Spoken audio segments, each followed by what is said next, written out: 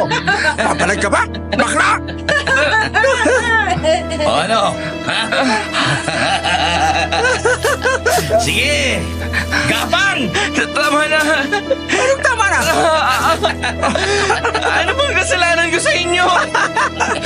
Bakit niyo ako ginaganito? Nagtatanong pa? Benjo, ano daw ang kasalanan niya? Ang kasalanan mo?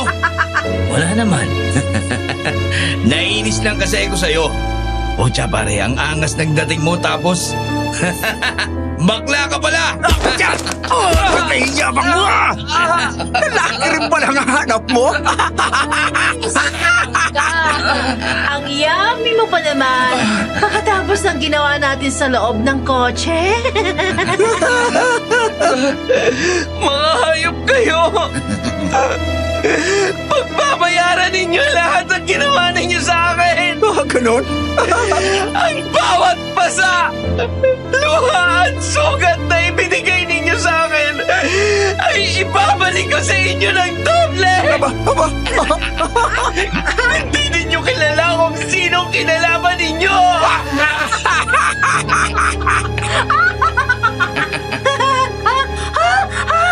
Takot ako! Bakit? Ha? Anong gagawin mo? Papatayin mo kami? Salot ka! Salot ang mga gaya mong bakla!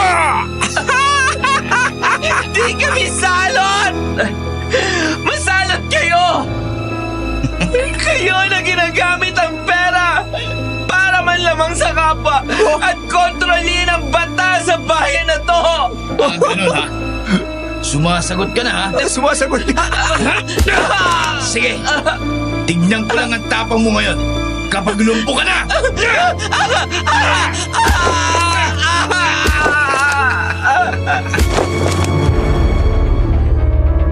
Suntok, tadyak at sipa. Paulit-ulit. Yun ang inabot ni Abel sa magkaibigan na si Ramil at Benjo. Habang ang babaeng kasama nila na si Gina ay nakaupo lang sa ibabaw ng trunk ng kotse at pinapanood ang pambubugbog kay Abel. Ako naman at ang best friend kong si Dale nasa likod ng makapal na halaman. Tahimik na pinapanood ang nangyayari. Tama na! Uy, Ina, hindi ba tayo tutulong? Nakakaawa naman si Abel eh. Shh! Baka marinig tayo. Sige nga, paano ka tutulong? Alam mo naman na batas sa bayan na tong pamilya ng tatlong yan eh. Magsumbong kaya tayo sa pulis. O tapos, mababasura lang ang kaso. Alam mo naman na hawak ng pamilya nila ang mga nakaupong politiko dito. Nakakaawa naman.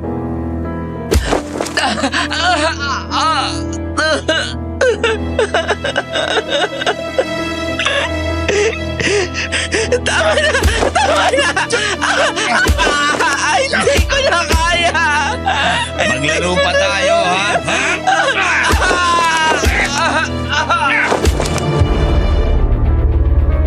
Nagulat kaming dalawa ni Dale nang biglang hinataw ni Benjo si Abel ng baseball bat sa hita ng 3 beses.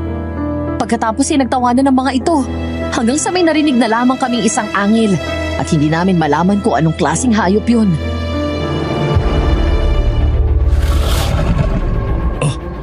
Ano yun? Ha? Narinig nyo ba? Oo! May baboy ramo pa yata dito eh! Bobo, hindi ganyan ang tunog ng baboy ramo. Baka may malaking ligaw na aso sa paligid. Takbo pare! Takbo!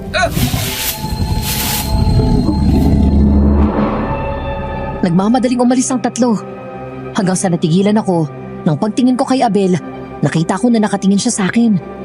Umangat ang kamay nito habang hindi halos makakilos dahil sa dami ng bugbog na inabot niya. Halos mabasag ang mukha ni Abel at maligo sa sarili niyang dugo. Lalabas pa lang sana kami ni Dale sa likod ng mga halaman para tulungan siya nang may isang nakakatakot na nilalang ang lumabas mula sa masukal na halamanan.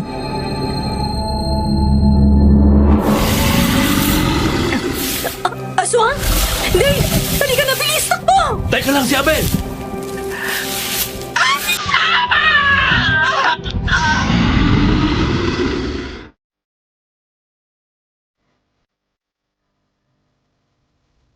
Alas 11:20 ng Sabado ng gabi.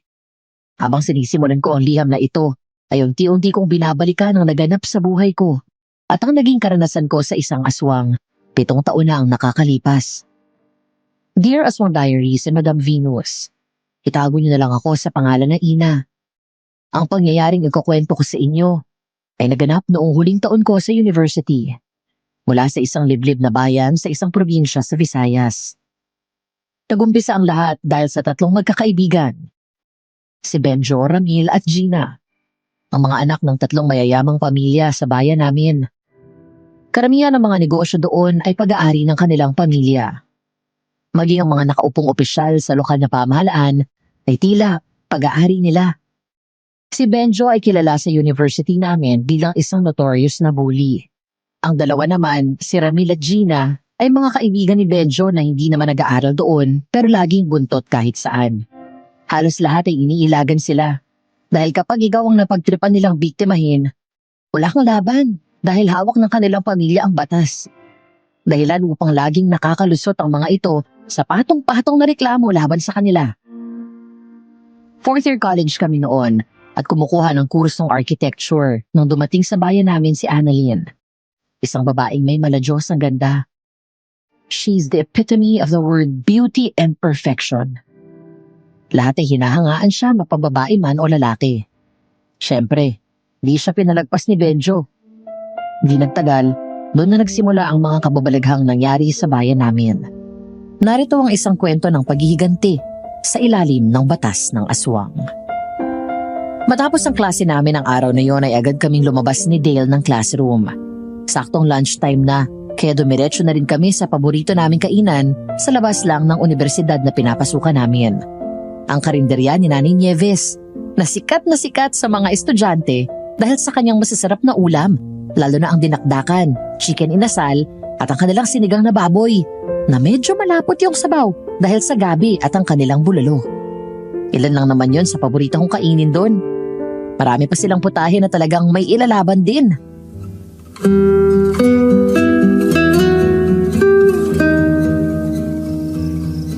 Ano, lunch na tayo? Oo, tara. Nagugutom na ako. Kanina wala na akong maintindihan sa nile-lecture ni Sir eh. Puro pagkain nasa utak ko. Kaya pala hindi ka nakasagot kanina, no? Oo. Loading na ako. Ano orderin mo? Hindi ko pa alam. Ikaw? Kung ano available doon. Lahat naman ng luto ni Nanay Nieves masarap eh.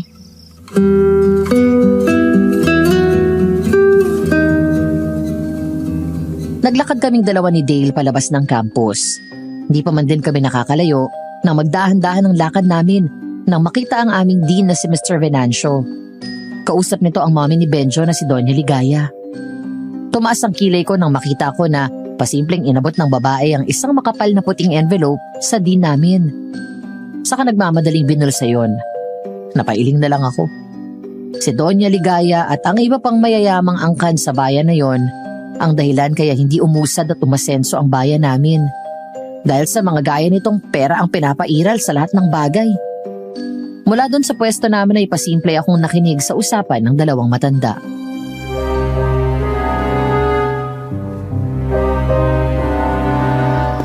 Mr. Venancio, aasahan ko ang tulong mo para kay Benjo. Huwag kayong mag-alala, Doña Ligaya. Ako daw ang bahala sa 3 propesyon niya. Mabuti naman kung ganon. Alam ko na maaasahan kita. Ipinagkakatiwala ko na sa iyo iba pang nagrereklamo kay Benjo. Huwag ka mag-alala. May kasunod pa yan. Talaga, oh? Huwag kayong mag-alala. Ako daw ang bahala sa lahat. As usual, natapalan ng perang matanda. Ang balita, namimiligro daw na hindi makagraduate si Benjo. 3 sa mga professor niya ang hindi nakuha sa suhol eh. At talagang binagsak siya. Paano daw kasi, hindi halos pumapasok. Pumasok man pero nakainom o kaya high sa drugs. Kapag pumasok na matino ang isip, kung sino-sinong pinagtitripan at gumagawa ng gulo. Mga salot ng bayan na to. Kailan kaya mamamatay ang mga yan? Shh! Baka may makarinig sa'yo. Alam mo naman may matama ngayon sa paligid. Hindi naman ako natatakot sa kanila. Ina! Baby!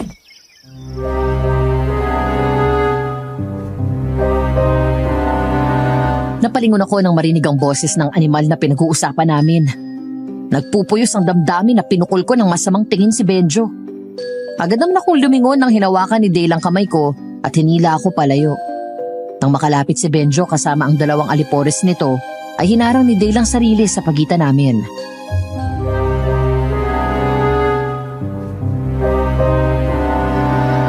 Pare, may kailangan ka sa girlfriend ko? Girlfriend? Girlfriend daw niya ako. Loko to ah. Girlfriend? Kailan pa? Para ka lang asong sunod ng sunod kay Ina. Hoy Benjo, tigilan mo si Dale. Huwag mong ginagamit sa amin yung pagiging walang modo mo. Totoong kami ni Dale. Kaya nga kami lagi magkasama eh. Ang utak kasi ginagamit yan, hindi binuburo. Yan ang gusto ko sa'yo eh. Palaban. Sayang. Iimbitahin pa naman sana kita na mag-date. Hindi ako interesado. At hindi kita gusto makasama. Dahil ayokong mahawa ng kasamaan ng ugali nyo. Love, halika na.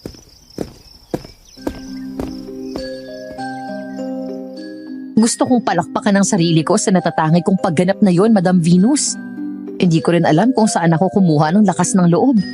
Basta sinakyan ko na lang yung sinabi ni Dale. Ilang buwan na rin nang simulan akong kulitin ni Benjo. Lapit ng lapit sa akin at kinukulit ako. Yaya ng date. Hindi ko alam kung wala na siyang ibang mapagtripan kaya ako ang nakita niya. Pero isa lang ang sigurado ako, Madam Venus. Hindi ako magpapaapi sa kanya. Hindi kami magagaya kay Abel. Samantala matapos kong sabihin yun, ay hinila na ako ni Dale palayo. Hindi ako binitawan nito hanggang sa mawala kami sa paningin ni Benjo. Nang makalabas sa campus, doon pa lang niya ako binitawan.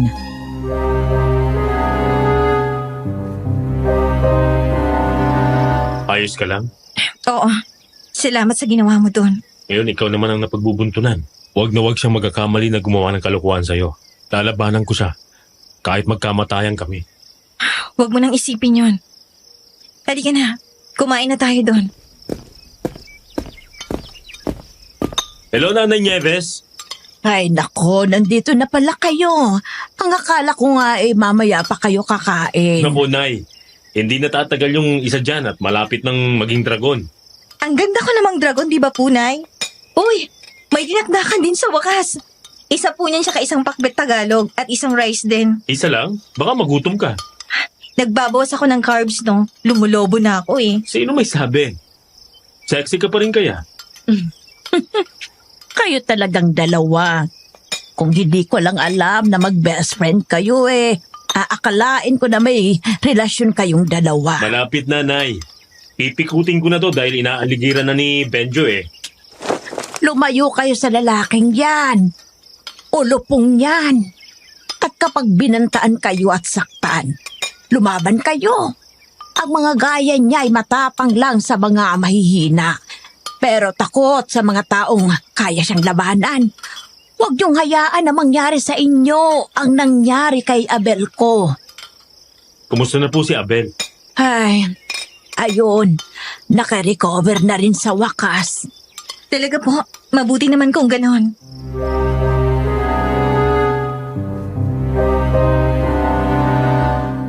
Natigilan kaming tatlo nang lumabas mula sa university ang kotse ni Doña Ligaya. Kasunod ang kotse ni Benjo, sakay ito at ang mga kaibigan niya. Napailing na lang kami habang sinusundan ng tingin ng mga ito. Bukas ang mga bintana sa kotse ni Benjo.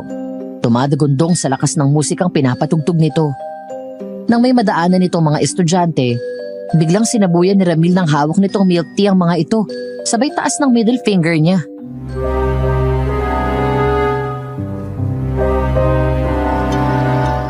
Paanong hindi magkakaganyan ng anak ko ang ina konsentidor?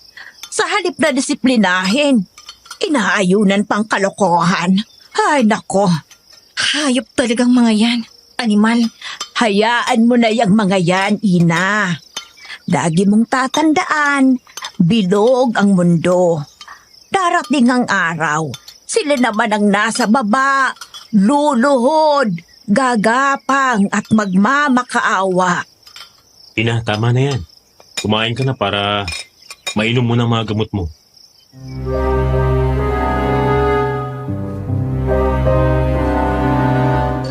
Kinagabihan, sa apartment na tinutuluyan namin ni Dale, nagkaroon kami ng time para manood ng pelikula. Maaga kasi namin natapos ang mga assignment namin, kaya bago matulog, nag-relax muna kami. Siya nga pala, Madam Venus, nabanggit ko ba na nakatira kaming dalawa ni Dale sa iisang apartment? Yun ay dahil bukod sa mag-best friend kami, magkababata rin kami. Ang mga magulang namin ay mag-best friend din at ang mga bahay namin ay magkakadikit lang. Kaya naman, lumaki ako na tiwala kay Dale ang parents ko.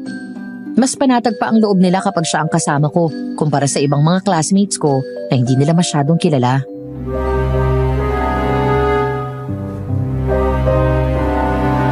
Hindi ka pa ba inaantok? Hindi pa naman. Lakas ng epekto ng kape. Bakit ka kasi nagkape kanina? Baka mamaya, hindi ka makatulog niyan tapos bukas sa klase aantokin ka. Wala lang. Di bale. Inom na lang ako ng gatas mamaya. Uy, ikaw ha?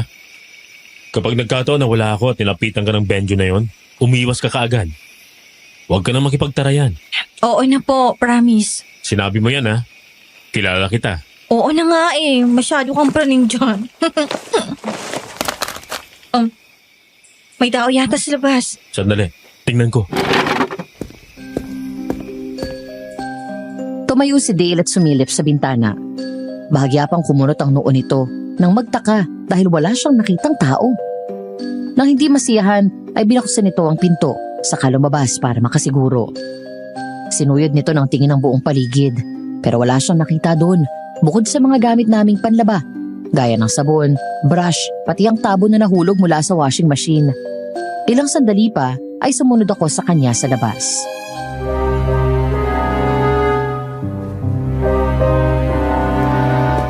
Ano, Dale? Wala, baka pusa lang. Yung mga nakapatong sa washing machine ang nahulog. Halika na dito. Pumasok na tayo.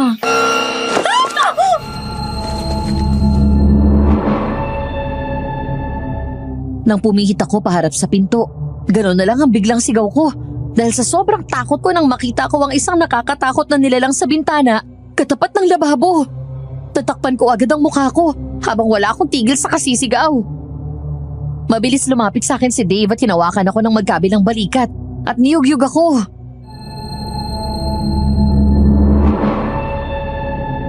Ina? Anong nangyayari sa'yo? Ina? Sa bintana! Dale! May multo sa bintana! Ano? Wala naman ah. Meron, nakita ko. Babae pa nga eh. White lady!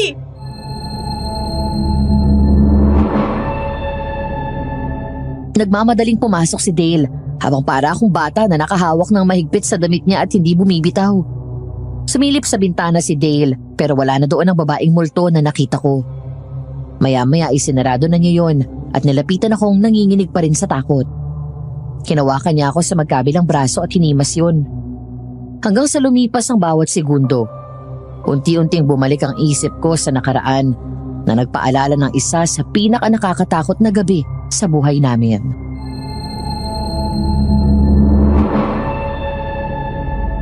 Relax, wala na yung multo. Ano bang itsura ng nakita mo? Sandali. Hindi pala siya multo. Ha? Anong hindi multo? Dale, naalala mo yung aswang na nakita natin nung gabing binugbog nila Benjo si Abel? Oo. Ganon ang nakita ko. Aswang ang nakita ko at hindi multo. Dahil 2 oras ang vacant time namin, tumambay muna kami ni Dale sa ilalim ng puno doon sa school ground kasama ang iba pa naming mga kaklase. Habang nakikipagkwentuhan si Dale, ako naman ay tahimik na hawak ang sketchpad at ginuguhit ang mukha ng aswang na nakita ko kagabi. Mabilis ang bawat galaw ng kamay ko. Bawat detalye ng mukha nito ay hindi ko pinalagpas. Hindi ako maaring magkamali. Kamukhang kamukha ng aswang na yun ang aswang na kumagat kay Abel. Nang matapos ko ang dinodrawing ko, ay kinuha ko naman ang phone ko at nag-search ng tungkol sa aswang. Ano ang nangyayari sa tao pag kinagat ng aswang? Ano yun? Uy, Ina. May sinasabi ka? Ha? Wala. May sinesearch lang ako. Ano ba yung pinagkakabisihan mo dyan? Kanina ka pa walang imik. Drawing ka lang ng drawing. Huwag kang magulo dyan. May inaalam lang ako. Oh, tingnan mo. Basahin mo to. Kapag kinagat ka daw ng aswang, either mamamatay yung biktima o kaya magiging aswang din siya. O tapos? Isipin mong mabuti. Yung aswang kagabi, baka si Abel na yon. Nilalagnat ka ba? Paano magiging si Abel yon? Eh sabi mo babae yon. Ay, oo nga no. Oh, drinowing mo pa nga eh. Kakatakot naman yan. Ganyan ang itsura ng nakita ko kagabi. Ganyan din ang itsura ng aswang na kumagat kay Abel. Huwag mo na nga masyadong isipin yon. Mamaya, bangungutin ka pa eh. Kung gusto mo, samahan na lang ulit kitang matulog. Sige. Basta ha, huwag mo akong gagapangin. Uy, kapal mo.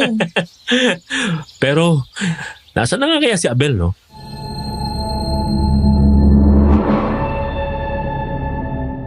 Matapos ang gabing binugbog nila Benjo si Abel, para siyang bula na biglang naglaho. Hindi na siya pumasok pa. Hindi na namin nakita ang kanyang anino kaya ang akala namin ni Dale, patay na siya. Nang muling magbukas ng karinderya si Nanay Nieves, parang walang nangyari. Kumilos at nakipag-usap ito ng normal. Nang itanong namin si Abel, ang sabi lang niya, nasa malayo at nasa mabuting kalagayan. Kinuha ko muli ang sketchpad at tinignan niyon, hanggang sa makuha ni Benjo at mga kaibigan niya ang atensyon ng biglang sumipol ng malakas si Ramil.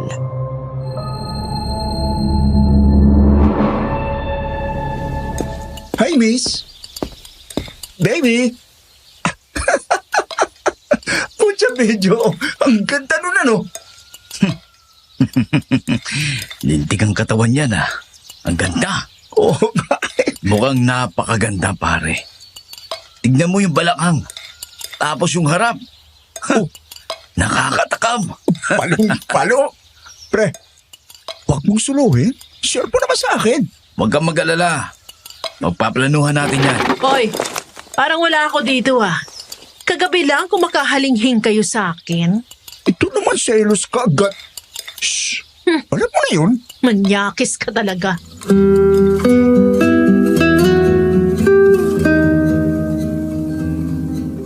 Ang pinag-uusapan nila ay walang iba kundi ang babaeng naglalakad doon sa campus. Mukhang bago ito dahil noong araw na yun ko lang siya nakita. Kasama nito ang isa pang babae habang papunta sa registrar. Lahat ng madaanan nito, mapalalaki o babae ay nililingon siya. Napakaganda kasi nito. May hawig kay Angel Locsin. Mahaba at kulay itim ang buhok niya. Ang katawan ay sexy at ang dibdib nito ay doble ang laki kumpara sa akin. Di ko na pinansin ang narinig kong sinabi nila Benjo dahil sanay naman ako sa kabastusan ng bibig ng mga ito. Pero natigilan ako nang makita ko si Dale na nakatingin din sa babae. Hindi lang basta nakatingin, Madam Venus. Titig na titig siya. Sa hindi malamang dahilan ay nakaramdam ako ng inis, kaya padabog akong tumayo. Saka biglang hinarap dito ang drawing ko ng aswang. Nagulat siya at napaatras sabay hampas ko ng sketchpad sa mukha nito.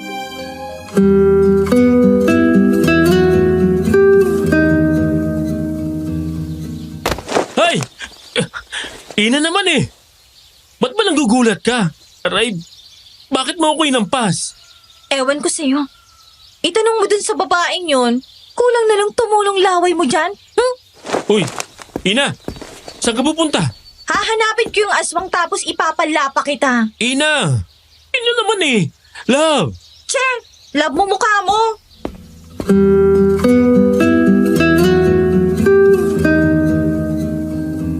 Sarili ko, Madam Venus, kung bakit ako nag-react ng ganun. Pero talagang nainis ako sa klase ng tingin na binigay ni Dale sa babaeng yun. Hindi ko gusto ang nakita ko. Kaya kahit wala siyang tigil sa kakatawag sa akin, hindi ako lumingon at nagdire-diretso lang ng lakad. Nang lumiko ako sa dulo ng pasilyo, nagulat ako nang makita ang aming dean, si Mr. Venancio. Malaki ang tiyan at namumutla ito. Kahit hindi ako magtanong, alam kong may iniinda itong sakit.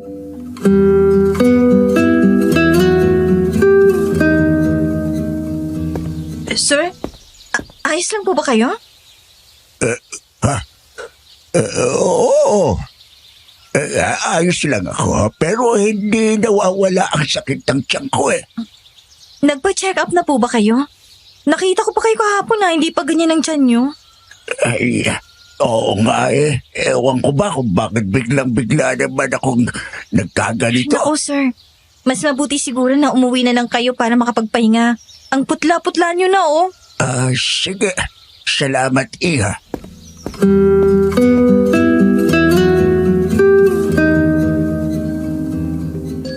Nang umalis na ito ay sinundan ko ng tingin ng matanda. Pagkatapos ay lihim akong humisi. Matapos yun ay nagpatuloy na ako sa paglalakad at pumasok sa loob ng banyo. Nilapag ko ang mga gamit ko sa counter. Pagkatapos ay tinitigan ko ang sarili sa salamin. Sumimangot ako sa kapatabog na binagsak ang sketchpad ko.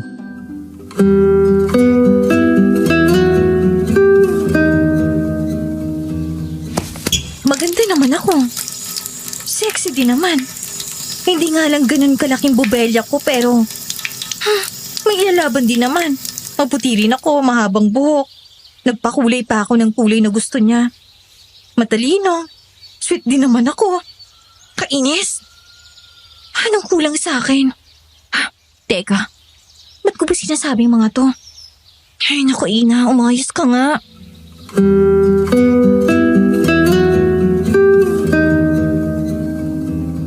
Ilang sandali pa, nagulat ako nang biglang tumunog ang flush sa isang toilet bowl. Maya-maya ay bumukas ang pinto ng isang cubicle. Bigla akong natakpan ng bibig ko dahil sa pagkapahiya at hindi ko alam na may tao pala doon. Hanggang sa natigilan ulit ako nang makilala ang babaeng lumabas sa cubicle. Walang iba kundi ang babaeng kanina ay sinusundan ng tingin ni Dale. Kung maganda ito sa malayo, mas maganda siya sa personal.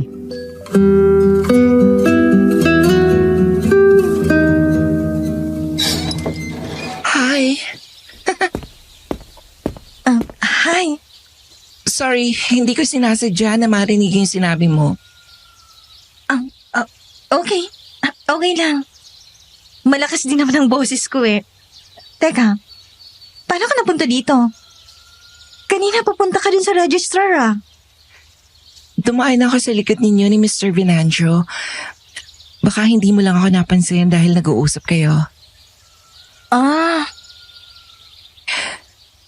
Alam mo girl, be confident. Tama ka rin sa sinabi mo. Maganda ka. Kung sino man yung tinutukoy mo, I'm sure gusto ka rin niya. Ako nga pala si Annalyn. Ina, nice to meet you. Ina Marie de la Serna, tama? Ha? Paano mo nalaman ang pangalan ko? Kapatid ako ni Abel. At mas matanda siya sa akin ng 1 taon. Matagal na kitang kilala dahil lagi kanyang naikukwento sa akin. Kayo ni Dale. Kapatid? Hindi ko alam na may kapatid pala si Abel. Wala siyang naikikwento nun. Lumaki kasi ako sa lola ko sa Davao. And honestly, hindi kami ganoon ka-close. Kaya siguro, hindi siya nagkukwento. Ina? Ina, nandiyan ka ba? Sige na, hinahanap ko na niya. Magkita na lang tayo sa klase. Same naman tayo ng year at course eh. Okay, sige. See you.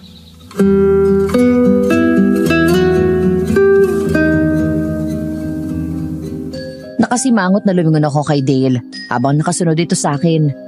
Mula kahapon ay hindi ko pa rin siya pinapansin. Kahapon pa rin niya ako sinusubukan na kausapin. Hindi dahil sa galit pa ako, kundi pinag-iisipan ko kung bakit ako nakaramdam ng ganun kahapon nung nakatingin siya sa ibang babae. Naiinis ako na ganito nararamdaman ko sa best friend ko. Dahil alam ko na higit na to sa pagmamahal sa isang kaibigan. Medyo na-guilty pa ako matapos akong kausapin ni Annalyn dahil mabait pala ito. Hanggang sa huminto ako sa paglalakad nang humarang na si Dale sa daan ko.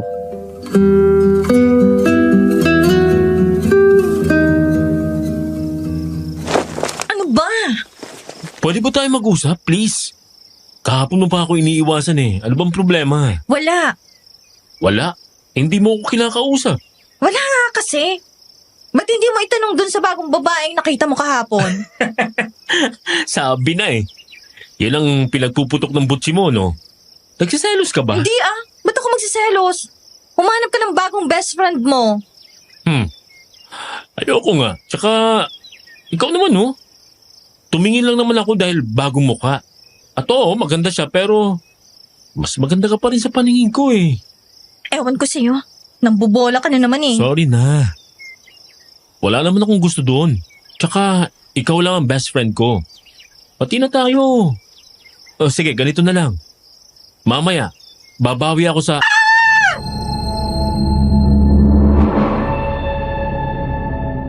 Naputo lang sinasabi ni Dale nang marinig namin ang malakas na sigaw ni Annalyn. Halos lahat ng estudyante naglingunan. Pagkatapos ay tumakbo kami papunta sa pinanggalingan ng sigaw.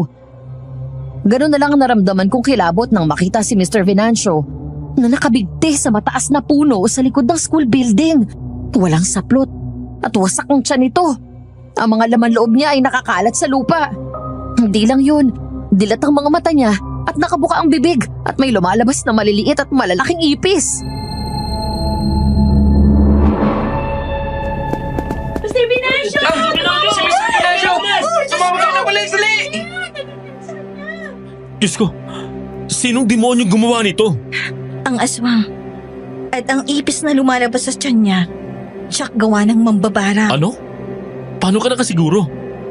Sinabi ko na sa'yo, di ba? Aswang ang nakita ko nung gabing yon. At walang matinong tao ang kayang gumawa niyan. Tsaka ano ba, Dane? Nasa probinsya tayo. Hindi na bago ang mga ganyan dito. Grabe, nakakadiri. 4 na lang. Anong sabi mo? Ha? Ang sabi ko, halika na. Baka mahuli tayo sa klase. Uy, Ina, Hi, buti nakita mo. pupunta sana ako sa CR tapos nahagip ng mata ko. Akala ko kung ano yung nakasabit sa puno. Grabe, nanginginig pa rin ako sa takot. Kawawang Benjo and the Chipmunks. Nabawasan ang backer dito sa school. Sino naman kayang ipapalit ni Doña Ligaya na babayaran niya para makapasa at makagraduate ang anak niya? Sana yung ipapalit kay Mr. Venancio. Hindi tulad sa kanya. Kung ako yung mambabarang, iisa-isahin ko na yung mga yan nang mabawasan naman ang salot sa bayan na to. Halika na nga. Ina, yan ka na naman. Yung gamot mo. Sorry, eto na, iinumin ko na.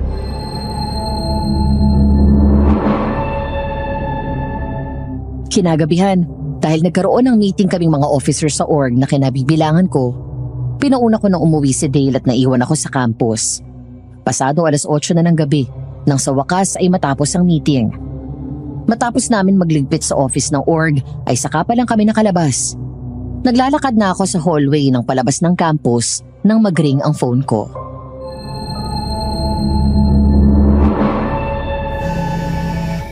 Hello? Dale? Nasaan ka na? Hindi pa ba tapos ang meeting nyo? Late na. Ay, tapos na. Eto, naglalakad na ako palabas. Nandito ako sa gate, iniintay ka. Okay, bibilisan ko na. Nang matapos ang pag-uusap namin ay dire-diretso na akong naglakad. Hanggang sa makarating ako sa dulo ng pasilyo at lumiko. Bigla akong natigilan nang salubungin ako ng madilim na hallway. Sa hindi ko maipaliwanag na dahilan ay nakaramdam ako ng kilabot. Madilim na doon at ilang malamlam na ilaw lang ang nagbibigay liwanag sa paligid. Parang may malakas na sumipa sa dibdib ko. Dati naman akong dumadaan dito ng ganitong oras. Pero ngayon ko lang naramdaman ng ganong klase ng takot. Kaya para hindi ako matakot ng husto, tinawagan ko si Dale.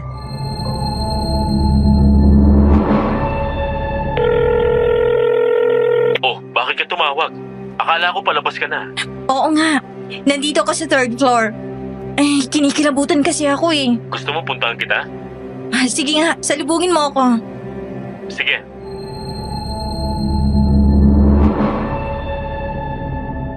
Huminga ako ng malalim sa katuluyang binaybay ang daan na yun. Habang tumatagal ay nararamdaman ko ang mas matinding kilabot sa buong katawan ko. Parang nanlalaki ang ulo ko. Bukod doon ay mas kakaiba ang lamig sa lugar na yun.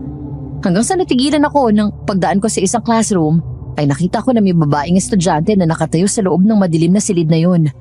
Mahaba ang kanyang damit, kulay puti, itim ang mahaba nitong buhok at nakayapak. Dahil nga hindi maganda ang pakiramdam ko sa lugar na yon, nang sandaling yon, naisip ko na lapitan ito at isabay ko na siya pababa.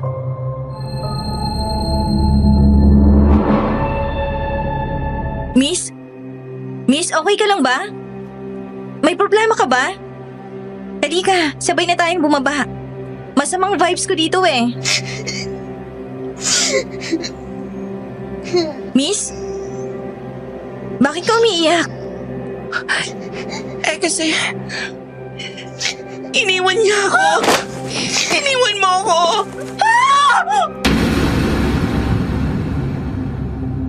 Ang aswang! Ang babaeng nakaputi pala ay walang iba kundi ang babaeng aswang. Dahil doon ay bigla akong tumakbo ng mabilis at sinarado ang pinto. Biglang tumahimik. Ilang sandali pa, narinig ko ang mahinang tawa ng aswang. Nakakatakot. Parang nanggagaling sa malalim na balon ng boses niya. Umaalingaw-ngaw. Napahinto ako sa pagtakbo nang parang may puwersang pumipigil sa akin. Hindi ko alam kung dahil sa matinding takot, pero para akong pinako sa sahig at hindi ko magawang tumakbo. Pagkatapos ay dahan-dahang bumukas ang pinto at lumabas ang aswang. Nang lumingon ako, nanginginig ako sa takot nang makita ang nakakatakot niyang mukha.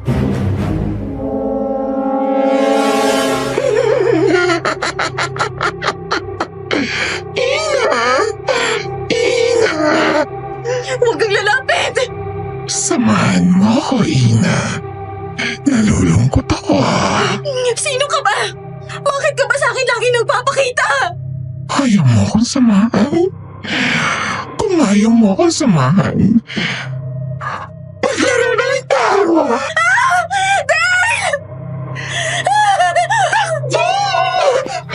Dahil kapag naabutan kita, hahalakayin ko ang bawat parte ng katawan niya.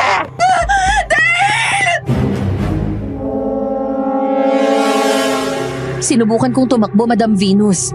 Pero parang ang bigat ng bawat hakbang ko. Takot na naiyak na lang ako nang makita na palapit na ang aswang. Napaatras ako nang sumugod siya sa akin. Sinunggapan nito ang bibig ko at tinakpan para hindi ako makasigaw. Nagpumiglas ako nang tangkain niya akong sakmalin sa leeg. Nanlaban ako. Sinipa ko ng malakas ang tiyan niya kaya bahagya itong napalayo sa akin at bitawan ako. Doon ko nadampot ang fire extinguisher sa paanan ko at bigla akong inisprayan sa mukha ang aswang. Saka ako mabilis na kumaripas ng takbo.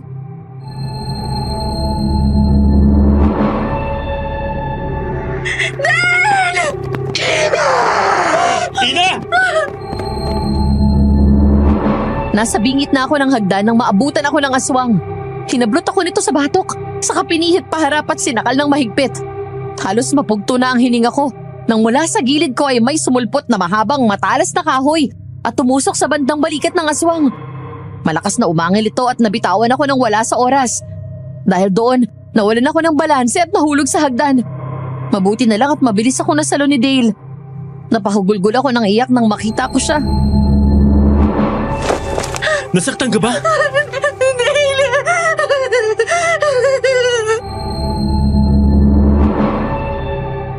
Dahil sa nangyari ay ilang gabi akong hindi makatulog ng maayos.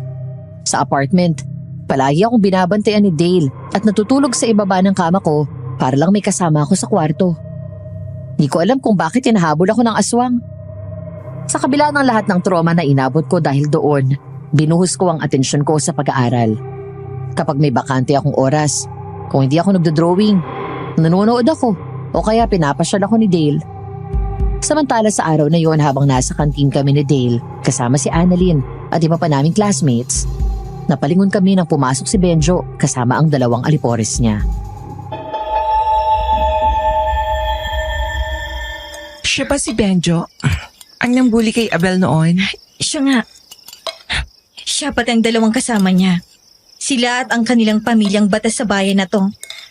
Lahat sinusuhulan nila. Kaya lahat ng mga namumuno sa bayan na to, kulang na lang, himurin pati talampakan nila. Anong course ng 2 kasama niya? Ba't parang mga mukhang may edad na? Wala. Hindi naman nag-aaral yan dito. Basta kung nasan si Benjo, laging buntot ang 2 yan. Ano ba yung feeling ng mga mayayaman na yan? Na lahat kaya nilang bilhin ng pera? Kaya nga kapag gumagawa ng gulo yan si Benjo, wala nang nangangas magreklamo sa pulis. Nababaliwala rin naman eh. Yung mga pulis at professors na huling beses na hindi tumanggap ng lagay galing sa pamilya nila, bigla na lang tinanggal sa trabaho ng walang valid reason. Grabe. Di ba may aswang na gumagala? Kung ako ang aswang na yon, uunahin kong patayin yung mga alipores niya. Matapang lang naman yan si Benjo dahil may makasama siya. Pero kapag mag-isa na lang yon, mga wala nang binatbat yan. Halimbawa, si Gina, siyang weakest link. Tama. Alam mo, sa totoo lang, Sumasabit lang naman yung babaeng yan dun sa dalawa dahil sa pera. Muntik nang mabankrupt ang negosyo nila noon. Tinulungan lang ng pamilya ni Benjo. Kaya nga kahit ginagawa siyang sausawa ng dalawang yan, okay lang sa kanya. Manyak ang babaeng yan. Bakit kaya itong mga spoiled brat na to ang wild? Oh, palapit sila.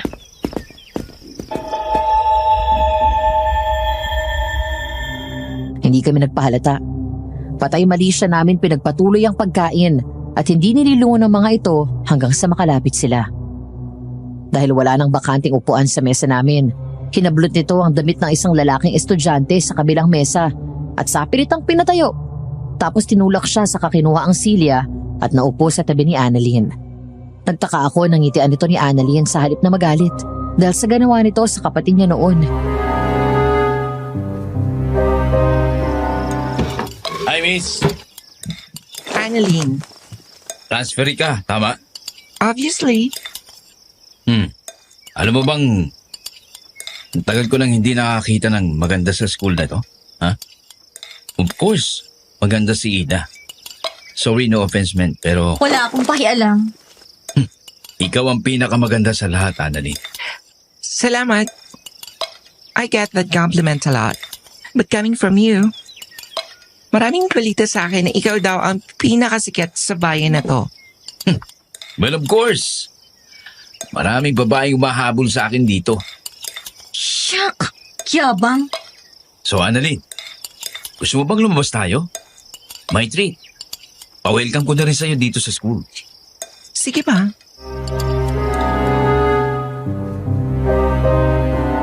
Binigyan ni Annalyn ng nakakaakit ng ngiti si Benjo.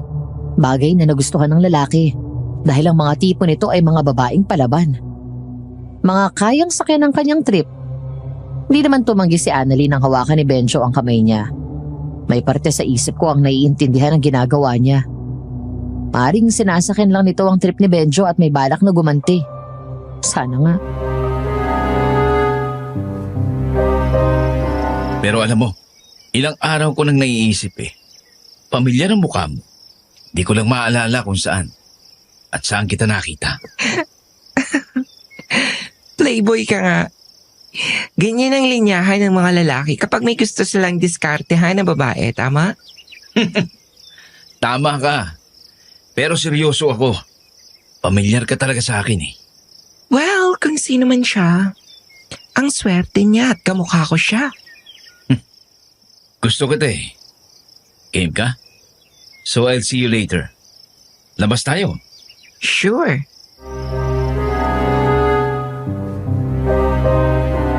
Nagulat kami ni Dale nang magaan na hinaplos ni Annalyn ang pisngi ni Benjo at pagkatapos ay hinalikan ng magaan ito sa pisngi. Dahil doon ay tuwang-tuwa naman ang lalaki. Pero habang nangyayari yon, ay pinagmamasdan ko si Annalyn. May naaaninag akong kakaiba sa kanyang mata. Hanggang sa napunta kay Gina ang atensyon namin.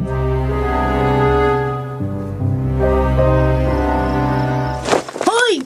May napkin ba kayo? May regla na yata ako Ba't ang aga yata? Katatapos ko lang ng isang linggo Wala akong dala. Ako, meron. Kinuha ni Annalyn ang bag at doon ako nagsimulang magtaka. Dahil simple lang at hindi halata kung tititigan. Pero nakita ko ang mabilis na paggalaw ng labi nito na parang may binubulong habang kinukuha ang napkin sa loob. Pagkatapos ay nakangiting binigay iyon kay Gina. Maya-maya ay tuluyan ng umalis si Benjo kasama ang dalawa. Sinundan ko ng tingin ng tatlo at nakita ko si Benjo na parayang kamot sa pisngi na hinalikan ni Annalyn.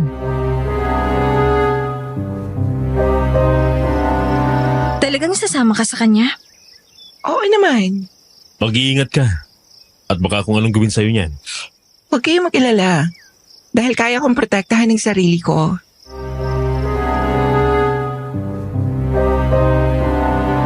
Dahan-dahan ako naglakad palapit sa isang kubo. Mula sa kapirasong butas ay nakita ko ang mga nangyayari sa loob.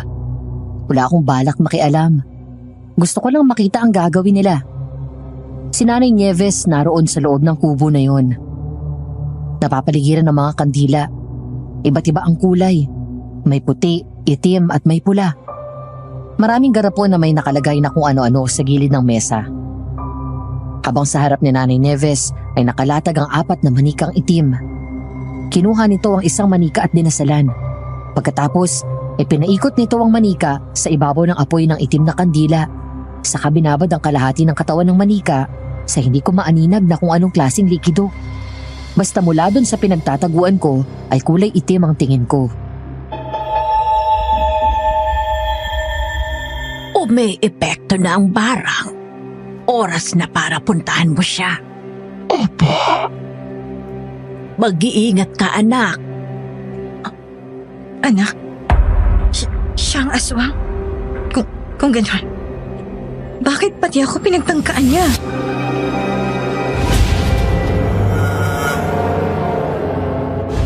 Halos dumapa ako sa damuhan nang lumabas mula sa kubo ang aswang.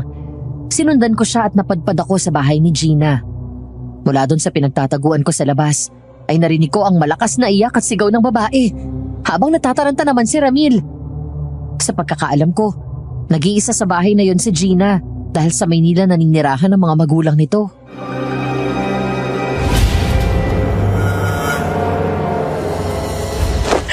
Ang daming dugo, Ramil! Anong gagawin ko? Putsa naman, malay ko! Bakit bigla ka nagkaganyan? Di ba katatapos mo pala mag-relax? Hindi ko alam! Parang hindi tumitigil! Natatakot na ako! Halika na, dadali kita sa ospital.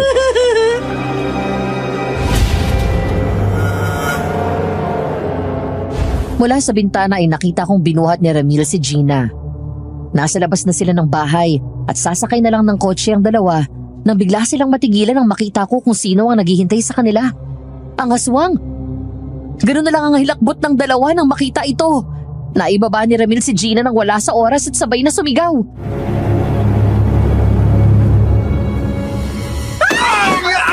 Ramil! Aswang yan! Umalis ka! Alis! Shoo! Nandito ako. Dahil may utang akong kailangang singilin. Wala akong utang sa'yo! Ang dali mo namang makalimot.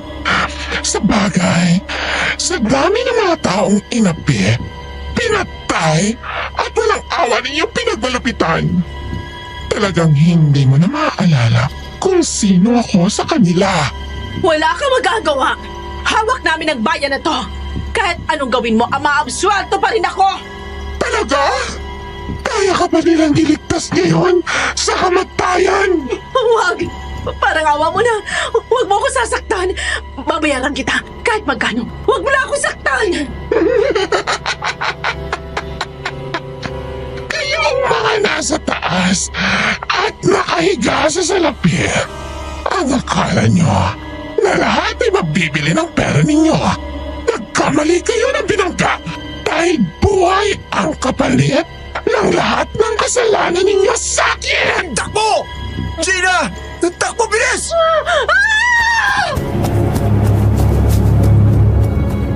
Biglang tumakbo ang dalawa nang sugurin sila ng aswang. Mabilis na nakatakbo palayo si Ramil, habang si Gina ay naging mabagal ang takbo dahil ang dugo mula sa puwerta nito ay walang tigil sa pag-ahagos. Hanggang sa bumagsak ito sa semento at halos gumapang. Walang tigil ito sa kakaiyak dahil sa sobrang takot, habang lingon ang lingon sa likod. Aaminin ko, Madam Venus, napakasarap sa pakiramdam na makita siyang takot na takot. I love watching her begging for her life. Helpless. Parang musika sa pandinig ko ang tunog at palakaw ng kanyang iyak.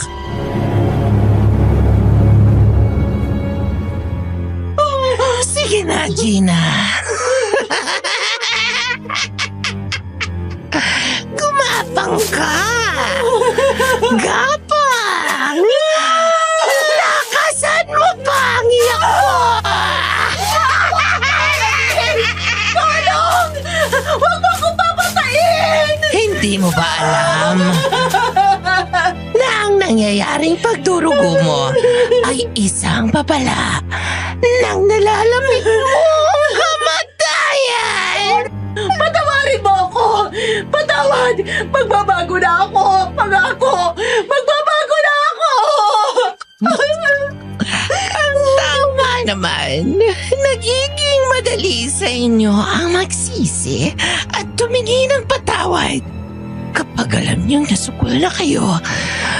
Pero nung pinahihirapan ako ng dalawang demonyo mong kaibigan, nanood ka lang at tumatawa. Noong panahon na binababoy mo at pinagsasamantalahan ng mga lalaking natitipuhan mo, kahit ayaw nila, ay tinatakot ninyo sila. Habang ginagawa ninyo ang kababuyan ninyo, hindi mo naisip na mali yun. Ngayon, ihingi ka ng tawad. Sabihin mo lang, kahit ano ibibigay ko, susundin ko, mapatawad mo lang ako! Wag!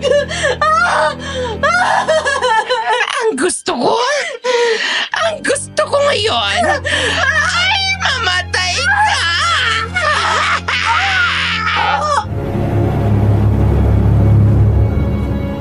Biglang hinablot ng aswang si Gina sa buhok at sa pilitang hinila patayo. Pagkatapos ay sinakal ito ng mahigpit sa leeg gamit lang ang isang kamay. Matapos yun ay nagawa nitong iangat sa lupa ang babae. Sabay dukot ng tiyan nito gamit ang kamay nitong mahaba at matalas na kuko. Lihim akong umisi. Matapos yun ay sinuot ko ang hood ng jacket ko at nagsuot ng face mask saka maingat na umalis habang kinakain ng aswang ang laman loob ni Gina.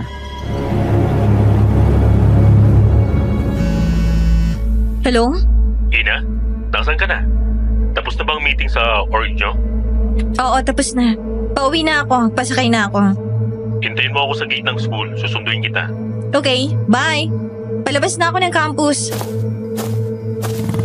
Manong, sa university po tayo. Si Ramil ay nasa gilid ng daan kasama si Benjo. Parang Biyernes Santo ang mukha dahil sa mga nangyari. 8:00 ng umaga kanina nang may makadiskubre sa bangkay ni Gina na nakabigti rin sa puno. Gaya ng nangyari kay Mr. Venancio malapit sa bahay nito. Wakwak ang katawan mula dibdib hanggang tiyan. Wala na halos laman loob ang katawan nito. Ang ilang laman loob ay nakakalat sa lupa at napakaraming dugo. Ayon sa narinig ko, wala na raw halos dugo sa katawan nito. Mula doon sa kinatatayuan namin ay naririnig namin si Ramil. Umiiyak. Takot na takot.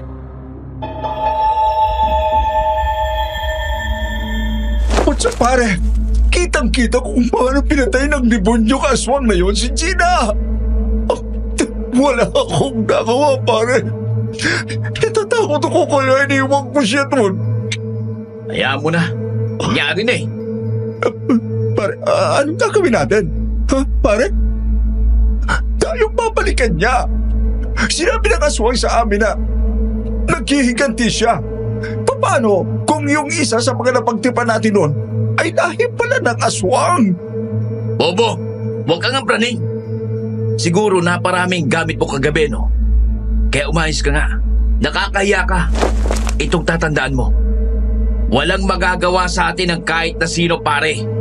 Tayo ang kinatatakutan sa bahay na ito. Pabayaan mo yung si Gina. Marami pang babae dyan na pwede nating ipalit sa kanya. Si Annalyn, may plano na ako doon. Bahagya akong napakunot noon nang makita ko ang namumulang parte ng pisngi ni Benjo. Sa gitna ay may mas mapula pang tila, isang tigyawat. Kanina ko pa napapansin habang kausap nito si Ramil, ay panay ang kamot nito doon. Ilang sandali pa ay nagmamadaling lumabas ng karinderya si Annalyn. Agad itong nagpaalam sa ina, saka lumapit kila Benjo at pinasakay sa kotse.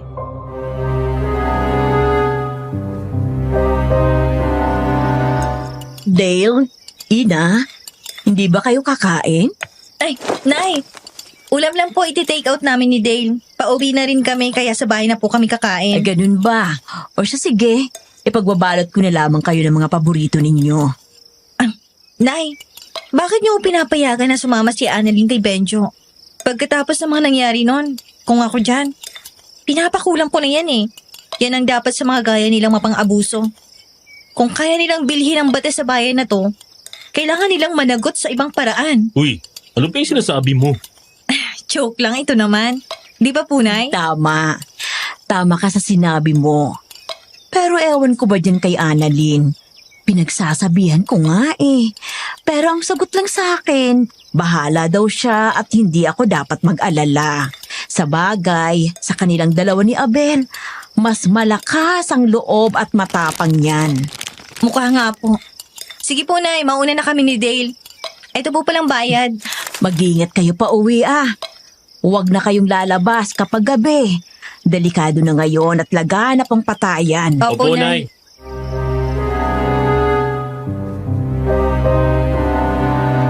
Mula sa campus, sakay ng motor ni Dale ay umuwi kami sa apartment.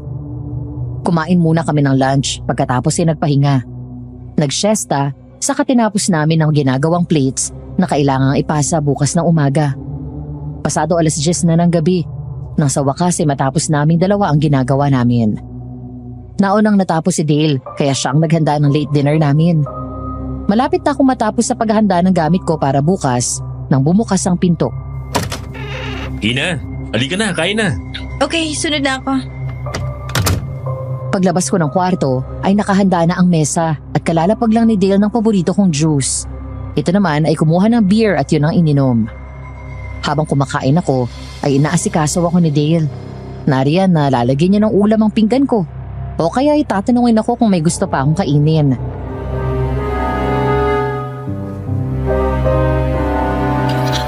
Ina, tigilan mo na muna yung kaka-attend mo ng meeting sa org nyo. Minsan ka nang muntik mapatay ng aswang. Hanggat maaari, huwag ka na magpapaabot ng gabi. Lalo na kung wala naman ako. Safe ka na dito dahil may mga sinabi na tayong pangontra. Alam mo, para kang si Daddy kapag nagsasalita ka ng ganyan. Seryoso ako. Oo nga, wala naman akong sinabing hindi. Natatawa lang ako. Tsaka kanina ko pa napapansin. Actually, ilang araw na, parang extra sweet at extra asikaso ka sa akin ngayon, ha? Ayaw mo ba? Gusto syempre, naninibago lang ako. Tsaka matagal naman na kitang inaasikaso ah. Pati nga paglalaban ng bra at panty mo kapag sobrang busy ka sa org, ako nang gumagawa. Ako nag-aasikaso sa'yo kapag masakit ang puson mo tuwing may dalaw ka. Alam ko mga paboritong pagkain mo. Lahat ng ayaw mo, alam ko rin. So anong nakakagulat sa ginagawa ko? Eto, bakit ka nakahawak sa kamay ko? Bakit? Masama? Isipin mo na lang. Practice to para kapag tayo na, hindi ka na maiilang.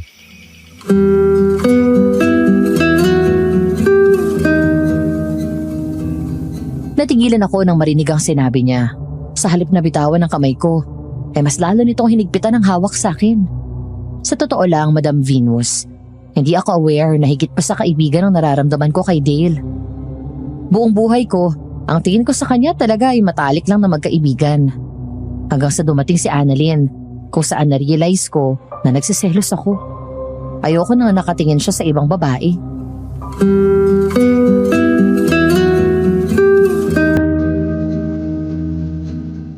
Anong sabi mo?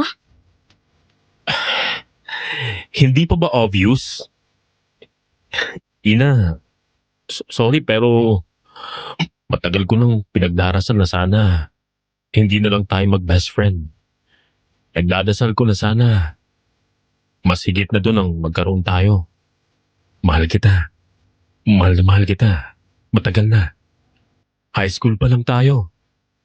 Nung sugurin ka ng aswang sa school, hindi mo alam kung gaano ako natakot. Dahil ayoko may mangyaring masama sa'yo. Ayoko mawala ka. Pero, best friend mo ko. Ikaw pa rin naman ang best friend ko kapag naging tayo na eh. Walang magbabago sa friendship natin. Madadagdagan lang ng romantic feelings. Teka nga. Nakakahalata na ako ah. Parang siguradong sigurado ka na sasagutin kita. Hindi mo pa nga alam kung gusto ko ito eh. Kaya pala silos na silos ka kay Annalyn eh. Hindi ako nagsiselos no. O sige na nga, love. Love ko dyan. Kumain ka na nga. O yung gamot mo. Nakalimutan mo na naman ihanda.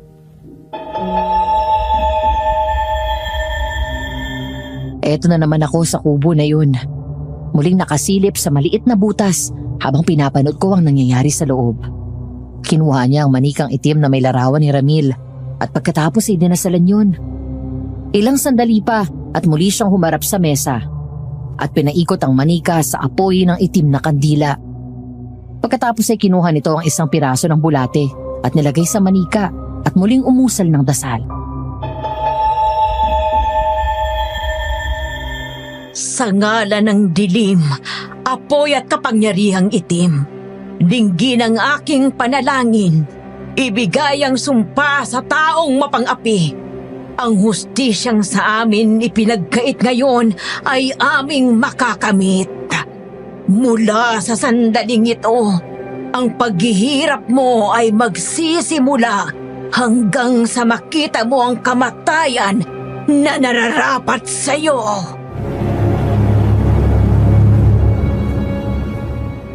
Gumapang ang matinding kilabot sa katawan ko. Bigla akong nakaramdam ng takot kay Nanay Nieves. Dahil sa likod ng mabait at malumanay nitong pagkatao, ay nagtatago ang isang mabagsik at malupit na mambabarang. Kinuha nito ang manika at tinaas, saka nanginig ang katawan at may sinambit na dasal na Latin. Malus ventus per verba mea, umbra cadat, supereum, fiat nox in corde eius. Umbra cadat supereum, fiat nox in corde eius. Diyos ka! Nanay Nieves!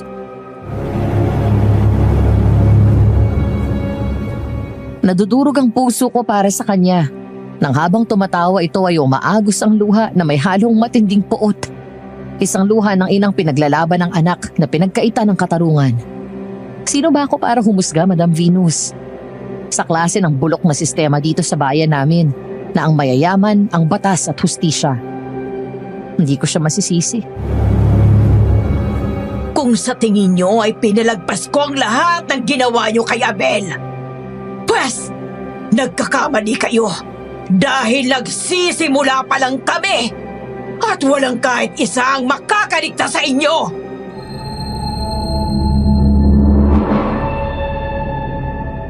Matapos yun ay agad akong umalis. Dahan-dahan akong naglakad palayo sa kubo. Dumaan ako sa Kakahuyan dahil kapag dumiretso ako ng lakad doon ay sa main road na ang labas ko. Habang naglalakad ako palayo, hawak ang flashlight na siyang tanging ilaw ko doon sa gubat. Natigilan ako sa paglalakad nang marinig ko ang boses ni Nanay Nieves na may kausap sa di kalayuan. Hanapin mo! Sigurado ako may tao sa paligid! Narinig ko kanina na may naglalakad sa labas ng kubo! Hala! Mabilis akong tumakbo ng tumakbo. Halos madapa ako dahil sa lupang dinaanan ko. Malubak, nagkalat ang putol-putol na maliliit na sanga ng kahoy. Bukod pa doon ay napakadilim. Habang tumatakbo, ay naririnig ko na ang mababangis na angil ng aswang. Ang mga yabag nito mabibigat na parang anumang sandali, maaabutan ako. Hanggang sa marinig ko na palapit na siya ng palapit. Agad kong pinatay ang flashlight at nagmamadali ako nagtago sa likod ng makakapal na halaman. Dalawa ang dalangin ko ng mga sandaling yun. Una, wala sanang ahas na tumuklaw sa akin. Pangalawa, huwag sana akong makita ng aswang. Yung langis na pala. Nasaan ka na? Lumabas ka dyan! Bago pa ako ang makakita sa iyo! Lord, sana mabisa tong ginawa ng albularyo. Madali kong kinuha ang maliit na bote ng langis sa bulsa ng hoodie ko. Pagkatapos ay pinahid ko ang langis sa katawan ko at sa damit ko. Ayon sa albularyo na napagkakatiwalaan ko, kapag daw pinahid ko yun sa sarili ko ay hindi na ako maaamoy ng aswang. Pigil hininga akong sumiksik sa sulok ng mga halaman hanggang sa narinig ko na naglalakad ang aswang. Nasaan na yun? Dito ko lang naamoy yun kanina. Kumuha ako ng isang bato at agad ko yung hinagi sa malayo. Nang tumama ang bato sa mga halaman, mabilis na tumakbo ang aswang papunta doon. Nagmadali akong tumayo at pinagpatuloy ang pagtakbo ko. Hanggang sa wakas ay nakarating ako sa highway. Sakto naman na may dumaan na tricycle at agad ko yung pinara. Manang, bilisan niyo! Paandarin niyo na! Nasaan ka na? Bilis, Manong! Nang makarating ako sa bahay ay hindi naman nag-usisa si Dale. Nagmamadali akong pumasok sa banyo at agad naligo. Hanggang sa mga sandaling yon ay nanginginig pa rin ang tuhod ko. Hindi ko lang pinapahalata kay Dale. Kahit na ilang beses ko nang nakikita ang aswang, di pa rin ako nasanay dito at hanggang ngayon ay natatakot pa rin ako sa kanya. Makalipas ang higit 15 minutos ay natapos na rin akong maligo at agad nagbihis ng pantulog. Paglabas ko ng kwarto ay nakita kong nakaupo na si Dale sa harap ng mesa at naghihintay.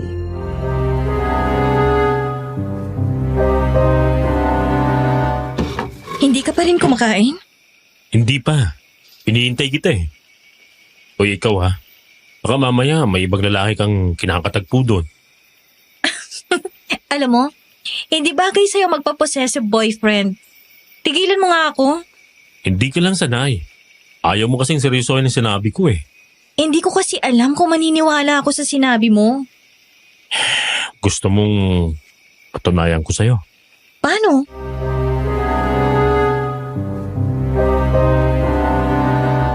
Hindi ko napaghandaan ang susunod na kilos ni Dale dahil bigla na lang nitong hinila ang mukha ko palapit. Pagkatapos ay hinalikan ako ng matagal sa labi. Nang ilayo niya ang sarili sa akin ay tinitigan niya ako ng diretso sa mata. Saka kinuha ang kamay ko at hinalikan yun. Wala siyang sinabi. Pagkatapos ay muli akong hinalikan. Sa pagkakataon na yon ay mas maalab at malalim ang halik na binigay niya. Hindi ko na napigilan ang sarili ko at tuluyang tumugon sa kanyang halik.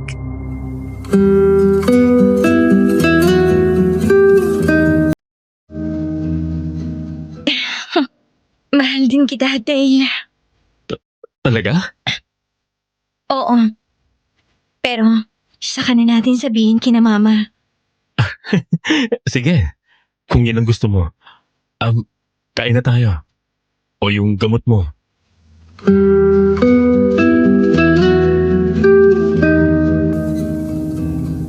Lumipas ang ilang araw at hindi ko na nakikitang pumapasok si Ramil. Madalas nakikita namin na mag-isa na lang si Benjo. May mga pagkakataon na kasama nito si Annalyn. Mukhang may relasyon na ang dalawa dahil naglalakad ang dalawa ng magka-holding hands. May gasa ang isang pisngi nito. Kanina nang alisin ni Benjo ang gasa, nakita ko na malaki na ang sugat nito. Kung di ako nagkakamali, parang may uka na yung pisngi nito at nagnanana.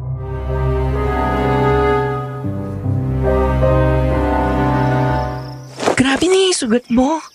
Ang laki na. Parang kinakain na ang mga laman mo. Oo nga eh. Ano ba kasing sabi ng doktor? Wala. Hindi nila masabi kung saan ko nakuha to.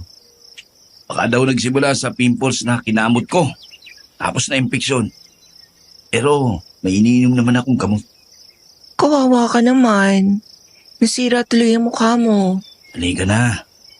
Sabahan mo na ako sa kondo ko. Wala si Ramil eh. Ano na naman bang nangyari sa kanya? Di ko alam. Isa pa rin kasi yun eh. May sakit. May lagnat siya? Hindi. Nagsusuka at nagtatae. Hindi ako naniniwala sa kulam eh, pero parang ganun ang nangyayari sa kanya.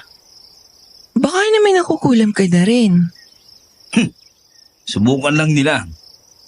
Hutya, kapag napatunayan ko na may sumasalbahe sa amin, lulumpuin ko siya gaya ng ginawa ko sa anak ng tindera ng karinderyang yun. Ang totoo, may nakapagkwento na sa akin noon at yung iba niyo pang ginawa noon. Pwede ba ako magtanong? Kung hindi mo mamasamain. Ano yun? Bakit niyo ba ginagawa yun? Bakit kayo nambubuli ng mga tao? Dahil masaya. Dahil bored kami. Saka dito sa bayan na to, kahit anong gawin namin, hindi kami makukulong. Kaya ikaw, babe, tumingin ka lang sa akin at sisiguraduhin ko na hindi ka masasaktan ng kahit sino dahil papatayin ko kung sino man ang lumapit sa'yo. Salamat kung gano'n.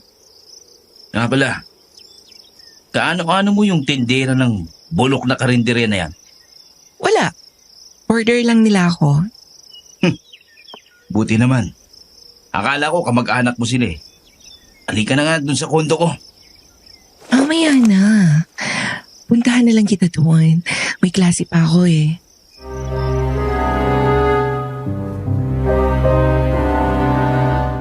Mariin kong kinuyom ang kamao ko at nagpupuyos ang dibdib ko sa sobrang galit dahil sa narinig kong sinabi nito. Gusto kong sumugod sa kanya at suntukin siya ng paulit-ulit hanggang sa mabangas ang mukha niya. Pero bigla akong kumalma nang hawakan ni Dale ang kamay ko at ngumiti sa akin.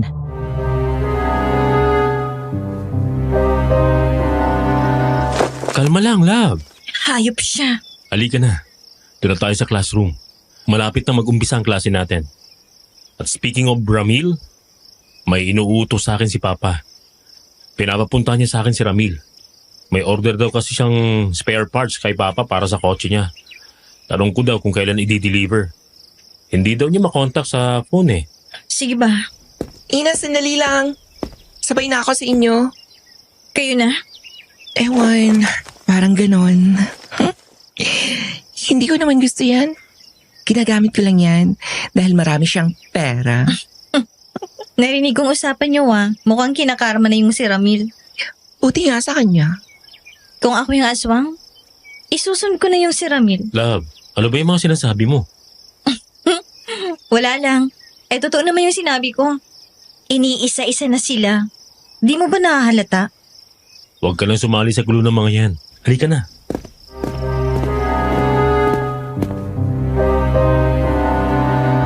Gabi. Bandang 8:00 na nang makarating kami ni Dale sa bahay ni Ramil. Sa labas pa lang ng kanilang bakuran ay naririnig ko ang malakas na iyak nito. Agad akong nag-doorbell at maya-maya lang ay pinapasok kami ng kasambahay nito. Sabay kwento sa amin kung ano nangyayari sa bahay na yon. Tinanong pa nga kami ni Dale kung gusto ba daw namin siyang akitin sa kwarto dahil hindi na nito kayang makita ang mga nangyayari sa kanyang amo. Ano, gusto mong tingnan? Sige. Sumunod kami sa kasambahay nang umakyat ito mula sa second floor. Pagbukas ng kwarto ni Ramil, nakita namin ito na nakahiga sa kama. Biglang bumagsak ang katawan nito at namayat ng husto.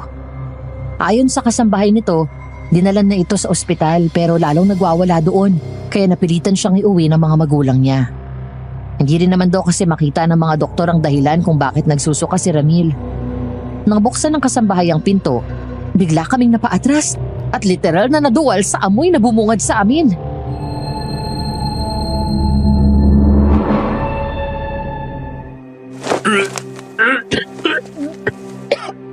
Sorry. Sorry po, hindi ko kaya. Bakit ba ganun ang amoy ni Ramil? Tingnan mo, bilis.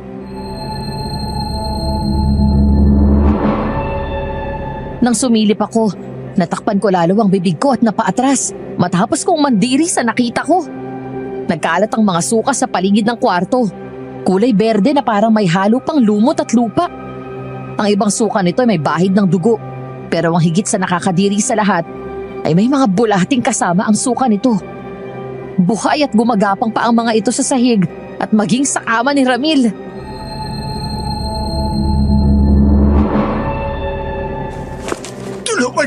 Tulungan niyo ako. Hindi ko na kaya. Anong nangyari sa'yo? Hindi ko alam. Basta sumakit na lang ang tiyan ko noong 1 linggo tapos nung sumuwang ako may kasama ng bulate. Pare. Pare, kinukulam na yata talaga ako, pare. Tulungan niyo naman ako. Ayoko mamamatay.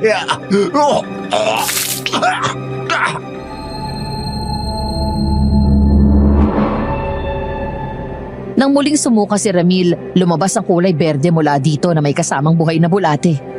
Halos bumaliktad ang sigmura ko nang makitang gumagapang palabas ng bibig nito ang bulate. Hindi ako makapaniwala sa nasasaksihan ko sa mga oras na yon. Ito ang lalaking dati kinatatakutan ng lahat. Bata man o matanda, pinangingilagan to. Ngayon, ayan at nakaratay sa kama habang tila unti-unting pinapatay na kung anong hiwaga ang tiyan nito. Hanggang sa nagulat na lang kami nang mula sa bintana ay nakita kong sumampa ang aswang at pumasok sa kwarto ni Ramil.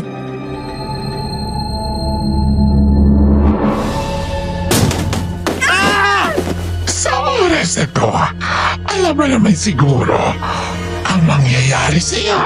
Wag! Wag! Nagmamakaawa ako sa'yo. Huwag mo ko Wag! Magpapago na ako. Magpapago na ako. Patawarin mo. Huwag ka humingi ng tawad. Huwag mong hingin sa akin ng isang bagay na hindi ko kailanman may bibigay sa'yo. Dahil kulang ang salitang yon para matakpan lahat ng kasalanan niyo. Nagsisisi naman ako eh. Nagsisisi na ako. Hinihintay ka na ni Gina at ni Mr. Venancio sa impyerno.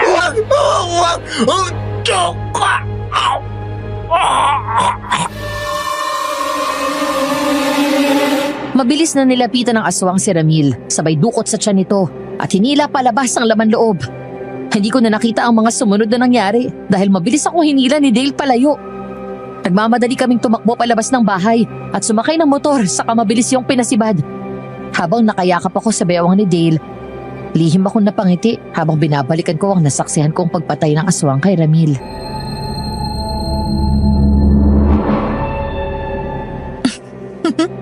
Ang mag-ina na lang at matatapos ng lahat. Konti na lang. May sinasabi ka ba? Ha? Wala.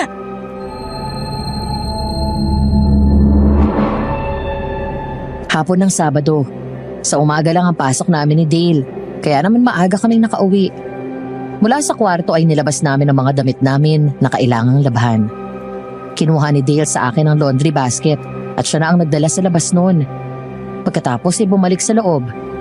Natawa ko nang bigla itong yumakap sa akin sa likod at pinaghahalikan ako sa pisngi at leeg.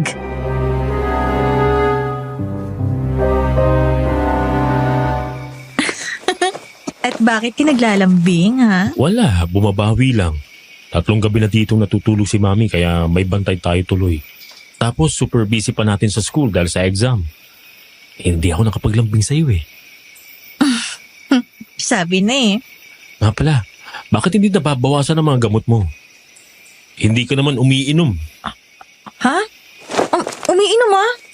3 sobra dito. Ibig sabihin, 3 beses kang hindi umiinom. Nakakalimutan ko lang. Busy kasi lagi sa school eh. Ina, alam mo naman na hindi maganda na hindi ka nakakainom ng gamot mo eh.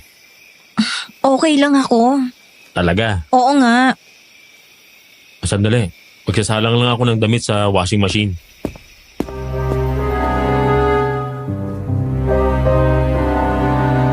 Saglit itong lumabas habang ako naman ay nasa kusina at naghahanda ng merienda namin. Ang kwento ni Dale sa akin, habang nilalagay niya isa-isa ang mga damit namin. Natigilan siya nang may mapansin sa mga damit ko. May mga lupang nakadikit. Ang iba ay mabahid ng putik at ang iba naman ay may mga nakadikit pang tuyong dahon. Hanggang sa may maalala ito, kaya dala ang damit ko ay pumasok ito ulit sa loob.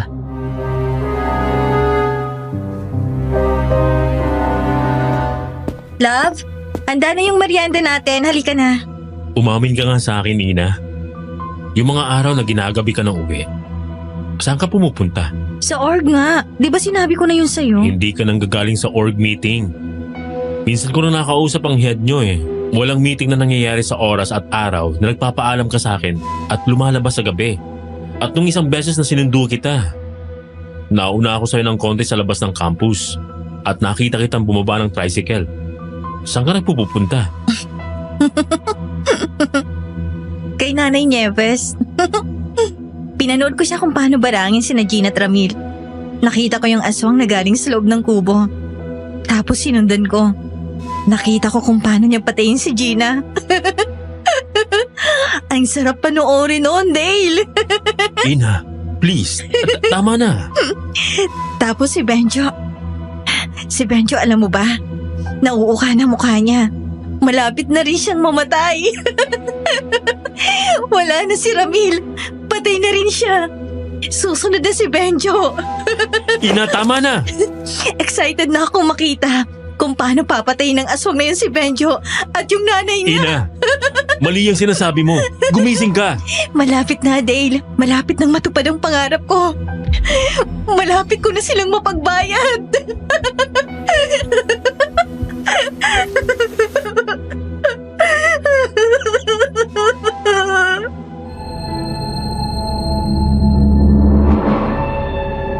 At habang sinasabi ko yon ay walang patid ang agos ng luha ko.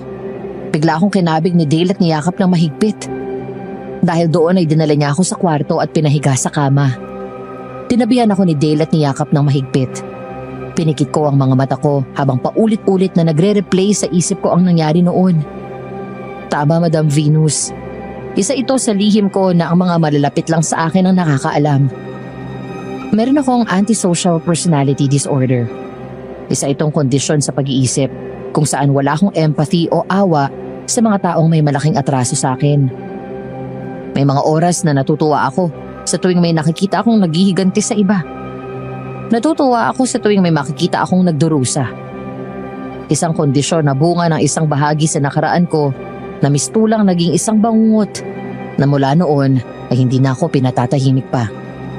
Yun ang dahilan kaya regular akong umiinom ng gamot. Yun din ang isa sa malaking dahilan kaya magkasama kami ni Dale sa iisang bahay para mabantayan ako ng husto hanggang sa school. Ayon sa mga naging saksi ng gabing yon, sa unang nakakita kay Benjo at Annalyn, nakita ng mga tao na pumunta daw ang dalawa sa mga kakahuyan. Nang maihinto ang sasakyan, ay bigla itong tumungo sa manibela at hinawakan ng pisngi bago dumaing ng malakas.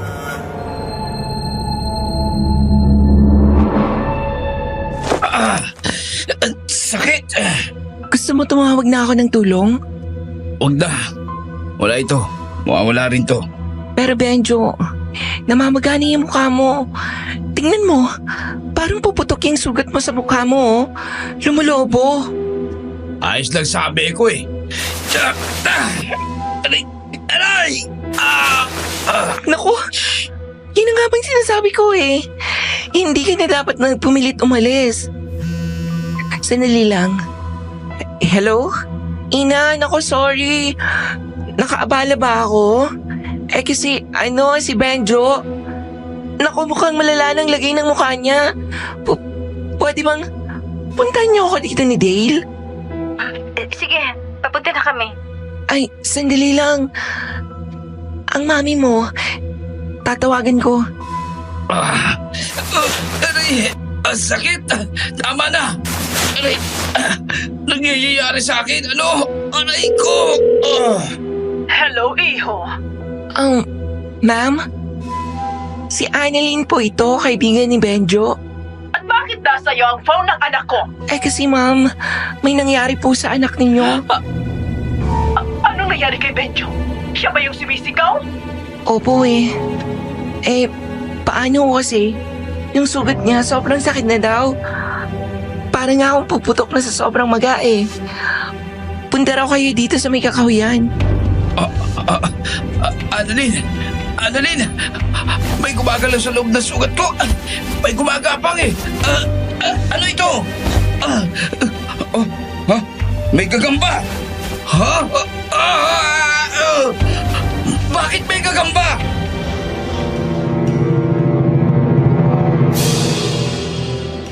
Nang tanggalin ni Benjo ang gasa na nakatakip sa sugat niya, naglabasan doon ang mga gagamba.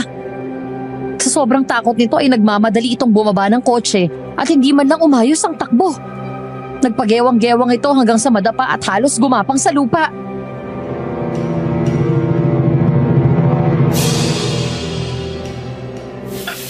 Parang awa mo na! Tulungan mo ako!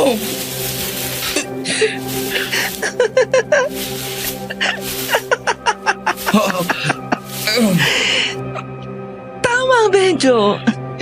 Ganyan nga. Gumapang ka. Matakot ka. Umiyak ka.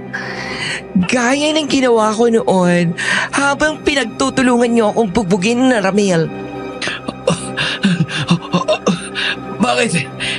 Hindi kita maintindihan. Annalyn, sino ka ba? Ang dali mo makalimot sa mga taong naging laruan mo, Benjo. Naalala mo ba ang sinabi ko sa iyo noon? Sinabi ko na ang bawat pasa, luha at bugbog na natamo ko noon ay ibabalik ko sa inyo ng doble. Ha? Ay, hindi. Imposible. Hindi ikaw yun. Patay na si Abel. Ginagat na siya ng aswang. Nakita ko yun.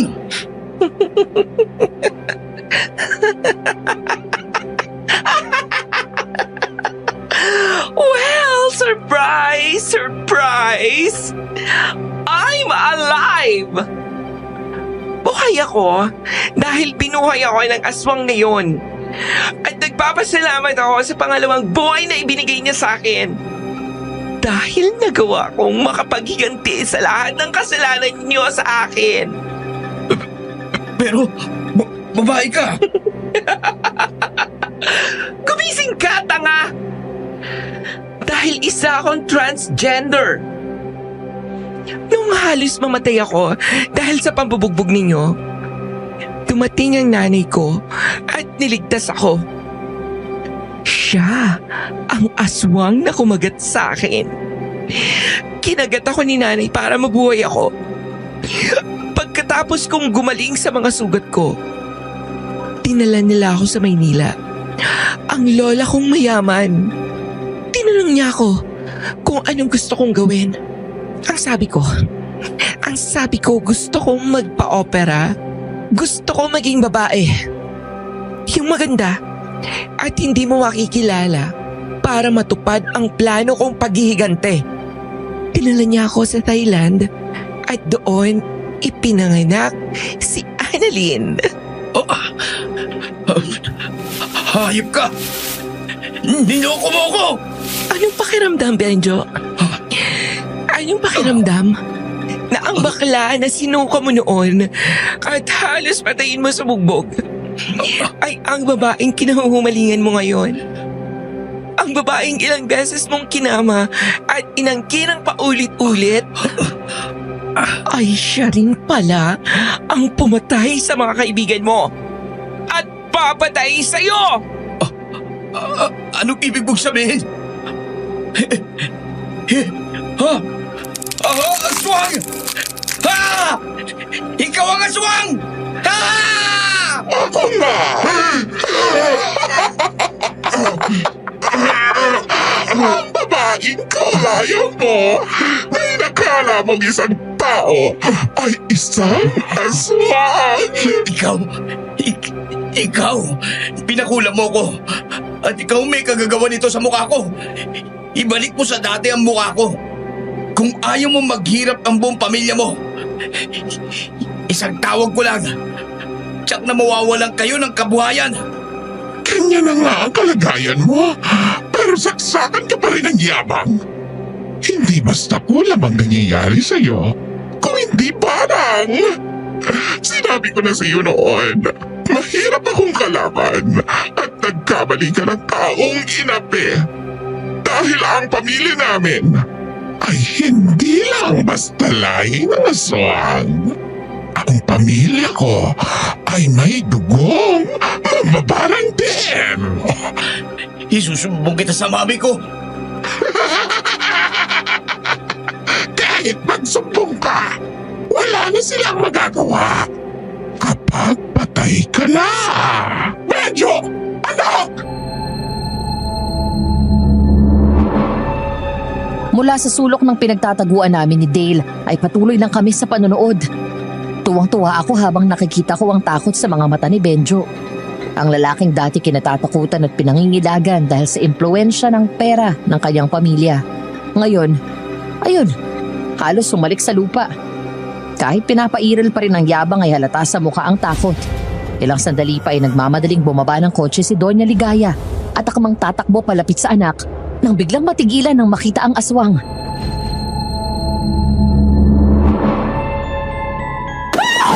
Halimaw!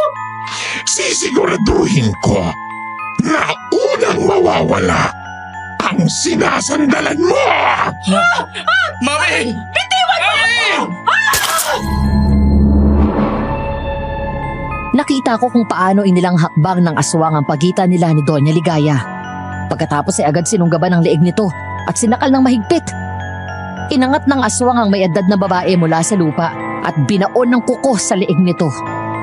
Ilang sandali pa ay umagos ang dugo ng ginang habang si Benjo ay halos magwala at pinanood ang unti-unting kamatayan ng kanyang ina. Lumingon ako kay Dale nang pihitin niya ako paharap. Ina, umalis na tayo dito. Bago pa tayo mapahamak. Hindi ako aalis hanggat hindi ko nakikita kung paano siya mamatay. Hindi ito makakatulong sa kondisyon mo. Kung gusto mo mauna ka na, Mami! Maawa ka sana ko. Kailangan pa niya ako. Huwag mo akong papatayin. Hindi! Wala kang pinagkaiba sa anak mo. Hindi ka nga gumagamit ng gas. Pero sa bawat kaso na sinasampa ng mga inagrabyado niya, tinatapalan mo ng pera. Ang akala ninyo, lahat ng tao ay halik sa mga paano niyo kapag binigyan niyo ng pera. Pues, ngayon, ang batas ng aswang ang mananaig!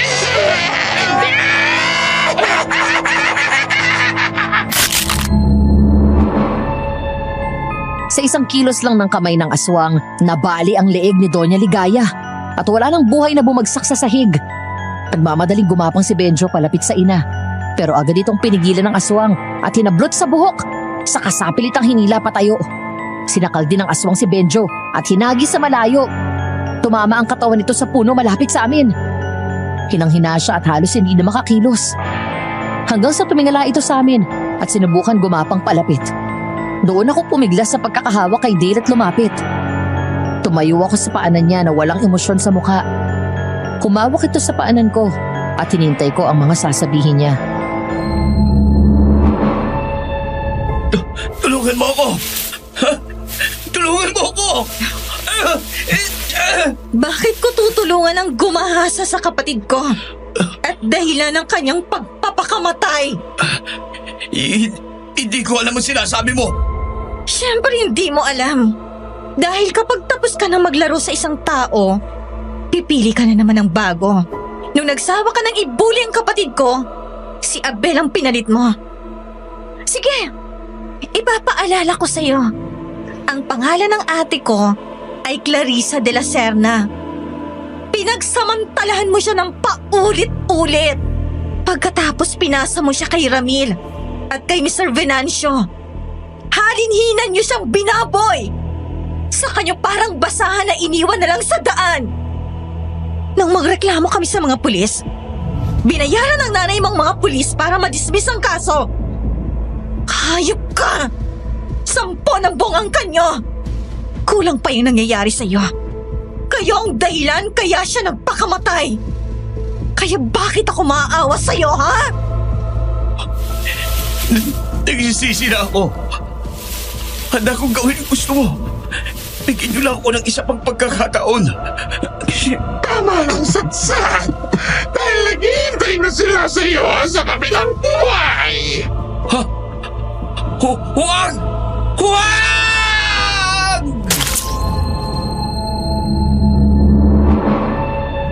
Mabilis na umiwas ng tingin si Dale nang dukutin ng aswang ang tiyan ni Benjo. Habang ako ay parang manhid lang na pinanood kung paano ito unti-unting nawala ng buhay. Nang hilahin ng aswang ang laman loob ni Benjo, doon na ako kinabig ni Dale at niyakap ng mahigpit. Nang maramdaman ko ang mahigpit na bisig niya, ay saka umagos ang luha ko at humagulgol ng iyak. Nang ibagsak ng aswang ang katawan ni Benjo, kami naman ang hinarap niya. Kaya naman agad na hinarang ni Dale ang sarili. Ngayon, ikaw naman ang sisingilin ko. Hindi mo kami kaaway, Abel. Kaibigan mo kami. Kaibigan? Wala akong kaibigan na traidor. Kahit kailan hindi ka namin trinidor. Hindi? Anong hindi?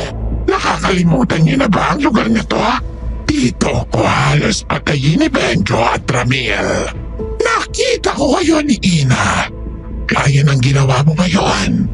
Nanonood lang. Wala kang ginawa. Hindi ninyo ako tinulungan. Kaya kinagat ako ng aswang. Kaya pareho ka rin nila. Bakit? Wala ka rin namang ginawa ng pinagtutulungan nila na pagsamantala ng kapatid ko, di ba? Boyfriend ka niya noon.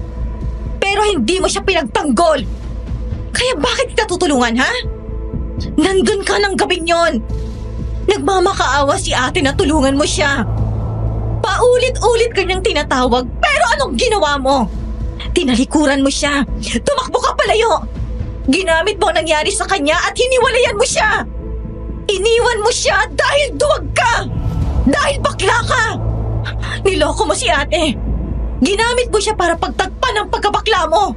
Pero ang totoo, hindi mo siya minahal. Kaya yung nangyari sa'yo, karma mo yan! At anong tawag mo sa'yo? Matapang? Wala kang ginawa.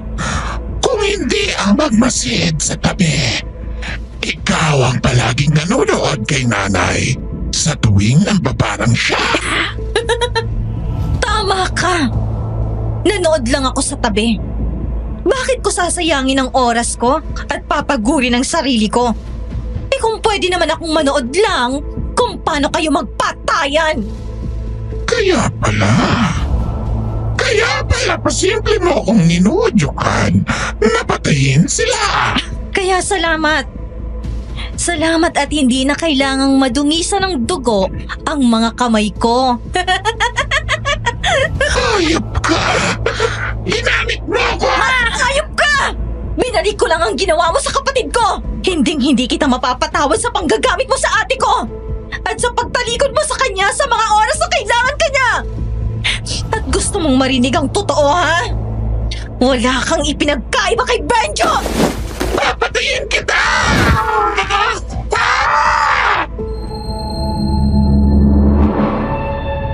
Mabilis sinugot ni Dale ang binigay sa akin ng albularyo na isang military knife na tinatago nito sa loob ng pantalon.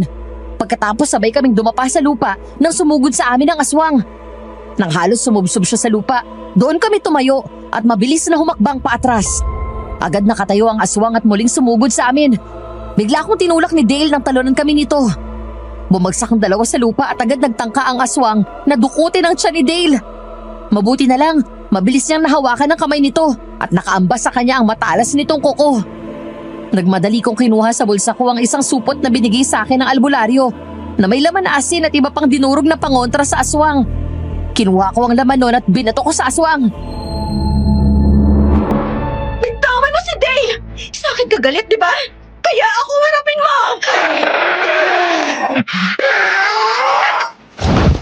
Dinampot ko ang military knife na nabitawan ni Dale at saka ako sumubod sa aswang. Agad kong sinaksak ito sa likod kaya natabig ako nito at halos sumagis ako. Doon niya nilubayan si Dale at napunta sa akin ang atensyon niya. Mabilis akong tumayo saka tumakbo ng mabilis.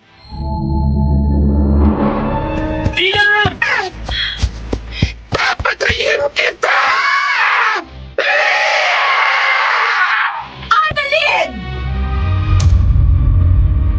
Natigilan nito at agad lumingon. Naroon nakatayo sa di kalayuan si Nanay Nieves. Kalmado itong naglalakad palapit kay Annalyn at ngumiti. Pagkatapos ay hinawakan ito sa kamay ang anak. Unti-unting bumalik sa dating anyo si Annalyn habang umiiyak. Matapos yun ay lumingon sa akin si Nanay Nieves at malungkot na ngumiti. Hindi kalaban si Ina. Tama na! Nakuha na natin ang hustisya kailangan natin. Hanggang dito na lang tayo. Nay! Pagod na po ako, Nay! Magpapahinga na tayo, anak. Malapit na.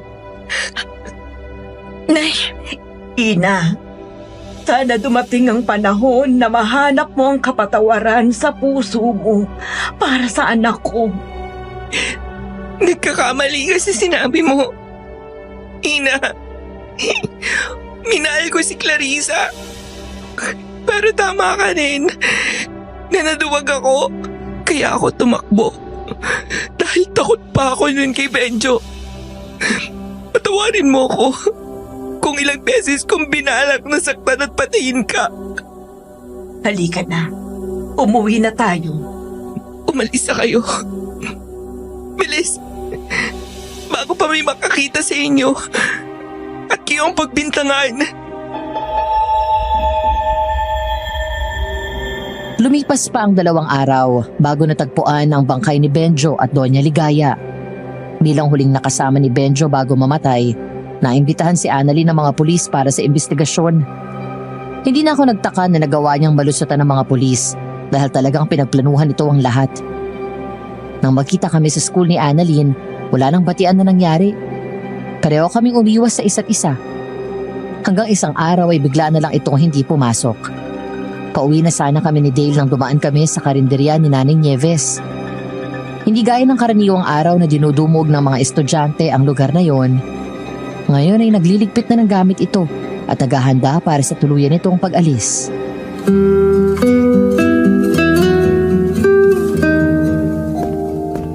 Nay, talaga bang aalis na kayo? Oo, Ina. Gusto na naming matahimik na mag-ina. Ilang taon na rin naghihirap ang aming kalooban dahil sa mga nangyari.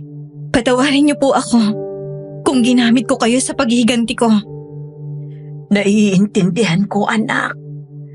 Bilang kapatid mo ang biktima, naiintindihan ko ang pinanggagalingan ng matinding galit mo.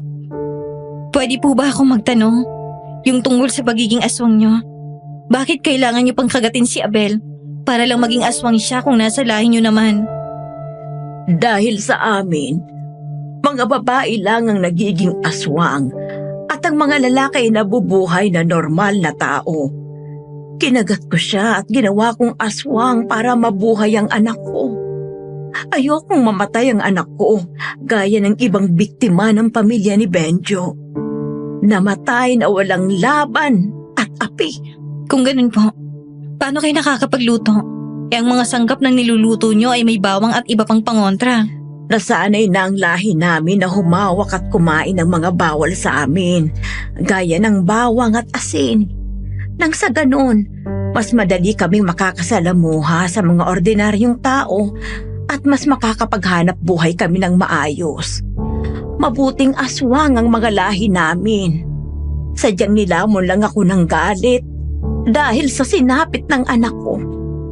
Kaya naman, kahit matagal ko nang tinalikuran ng pambabarang, ginawa ko sa ngalan ng katarungan para sa aking anak.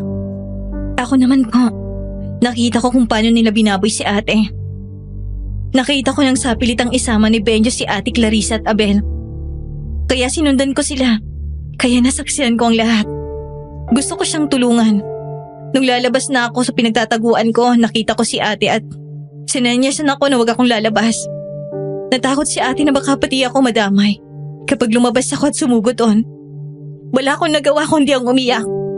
Kaya nang itapon nila si ate, agad ako nakahingi ng tulong. Dahil wala naman akong kakayahan para labanan ng mga gaya nila, na halos sambahin ng mga politikong pulpul sa bayan na ito. Nag-isip ako ng paraan kung paano ko sila pagbabayarin sa kasalanan nila nang hindi madudungisan ang kamay ko. Hanggang sa naalala ko na isa kayong mambabarang. Minsan ko na rin narinig sa inyo mula sa kung sino. At alam ko na hindi niyo palalagpasin ang ginawa nila kay Abel. Naghintay ako hanggang sa kumilos kaya't gumante. Ang hindi ko lang napaghandaan ay ang malaman na si Abel at Annalyn pala ay iisa. Si Abel ang may gusto na baguhin ang sarili. Gusto niya kapag bumalik siya ay yung hindi na siya makikilala ng kahit sino. Lalo na si Benjo. Ano na pong plano niyo? Saan kayo lilipat? Sa malayo. Ito na rin siguro ang huli nating pagkikita. Sorry po sa lahat. Mamimiss ko po kayo at ang masarap na luto niyo. Mag-iingat kayo palagi ni Dale, ha? Opo.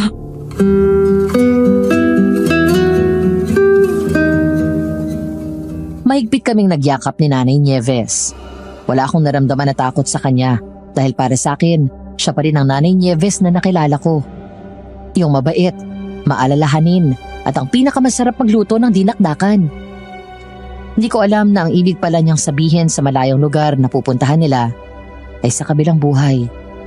Dahil kinabukasan, natagpuan na lang na walang buhay si Annalyn at Nanay Nieves ng mga kamag-anak nila. Ayon sa mga pulis, pumanaw ang mga ito dahil sa paglason sa sarili.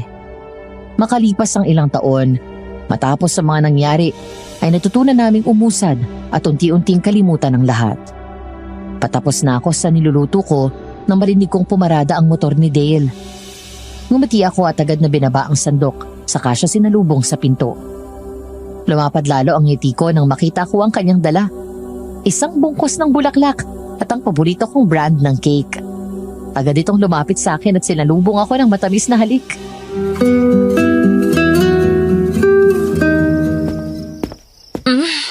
Ang sarap namang maglambing.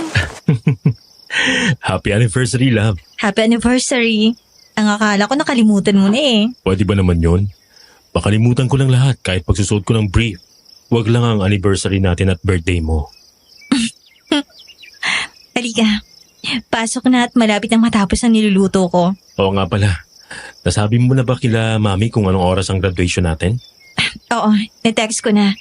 Aagahan daw nilang punta. Uy nasa oras ang inom ko. Very good, love. Ang sabi ni Doc, mas malaki ang improvement mo ngayon. Tuloy-tuloy lang natin ang therapy, okay? May session ka ulit next week. Okay. Siya nga pala, love. Alam mo ba? Gigibay na daw yung bahay nila Nanay Nieves, tapos yung dating kinatatayo ng karindera niya, nabenta na. Talaga? Hanggang ngayon, hindi pa rin ako makapaniwala na wala na siya.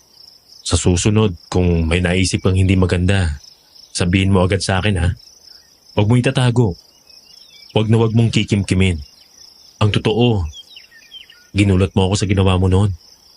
Hindi ko akalain na kaya mong manipulahin si Annalyn kahit na aswang siya. Ang importante, tapos ng lahat. Sana matahimik na sa wakas si Ate Clarissa. Pagkatapos ng graduation, bakasyon tayong dalawa para naman makarelax bago tayo maganda para sa board exam. Okay. Dale, thank you ha. Kasi mula nung pagkabata natin, nandyan ka palagi. Wala eh. Malakas ka sa akin eh. Tsaka gusto kong malaman mo na hindi dahil boyfriend mo na ako ngayon, ibig sabihin, hindi na tayo mag-best friend. Ako pa rin to, yung makulit at poging best friend mo. Pwede mo pa rin sabihin sa akin kahit na ano. Kapag nakapasa tayo sa board, magtatrabaho agad ako para makaipon tapos magpapakasal tayo. Ay, love. Mahal na mahal talaga kita. Salamat sa lahat. Mas mahal na mahal kita. Ang mabuti pa, kumain na tayo tapos maliligo na ako at magbibihis. Ayokong magmadali sa pag-aayos. Gusto ko maganda ako sa date natin. Maganda ka na. Hindi mo kailangan mag-ayos ng sobra?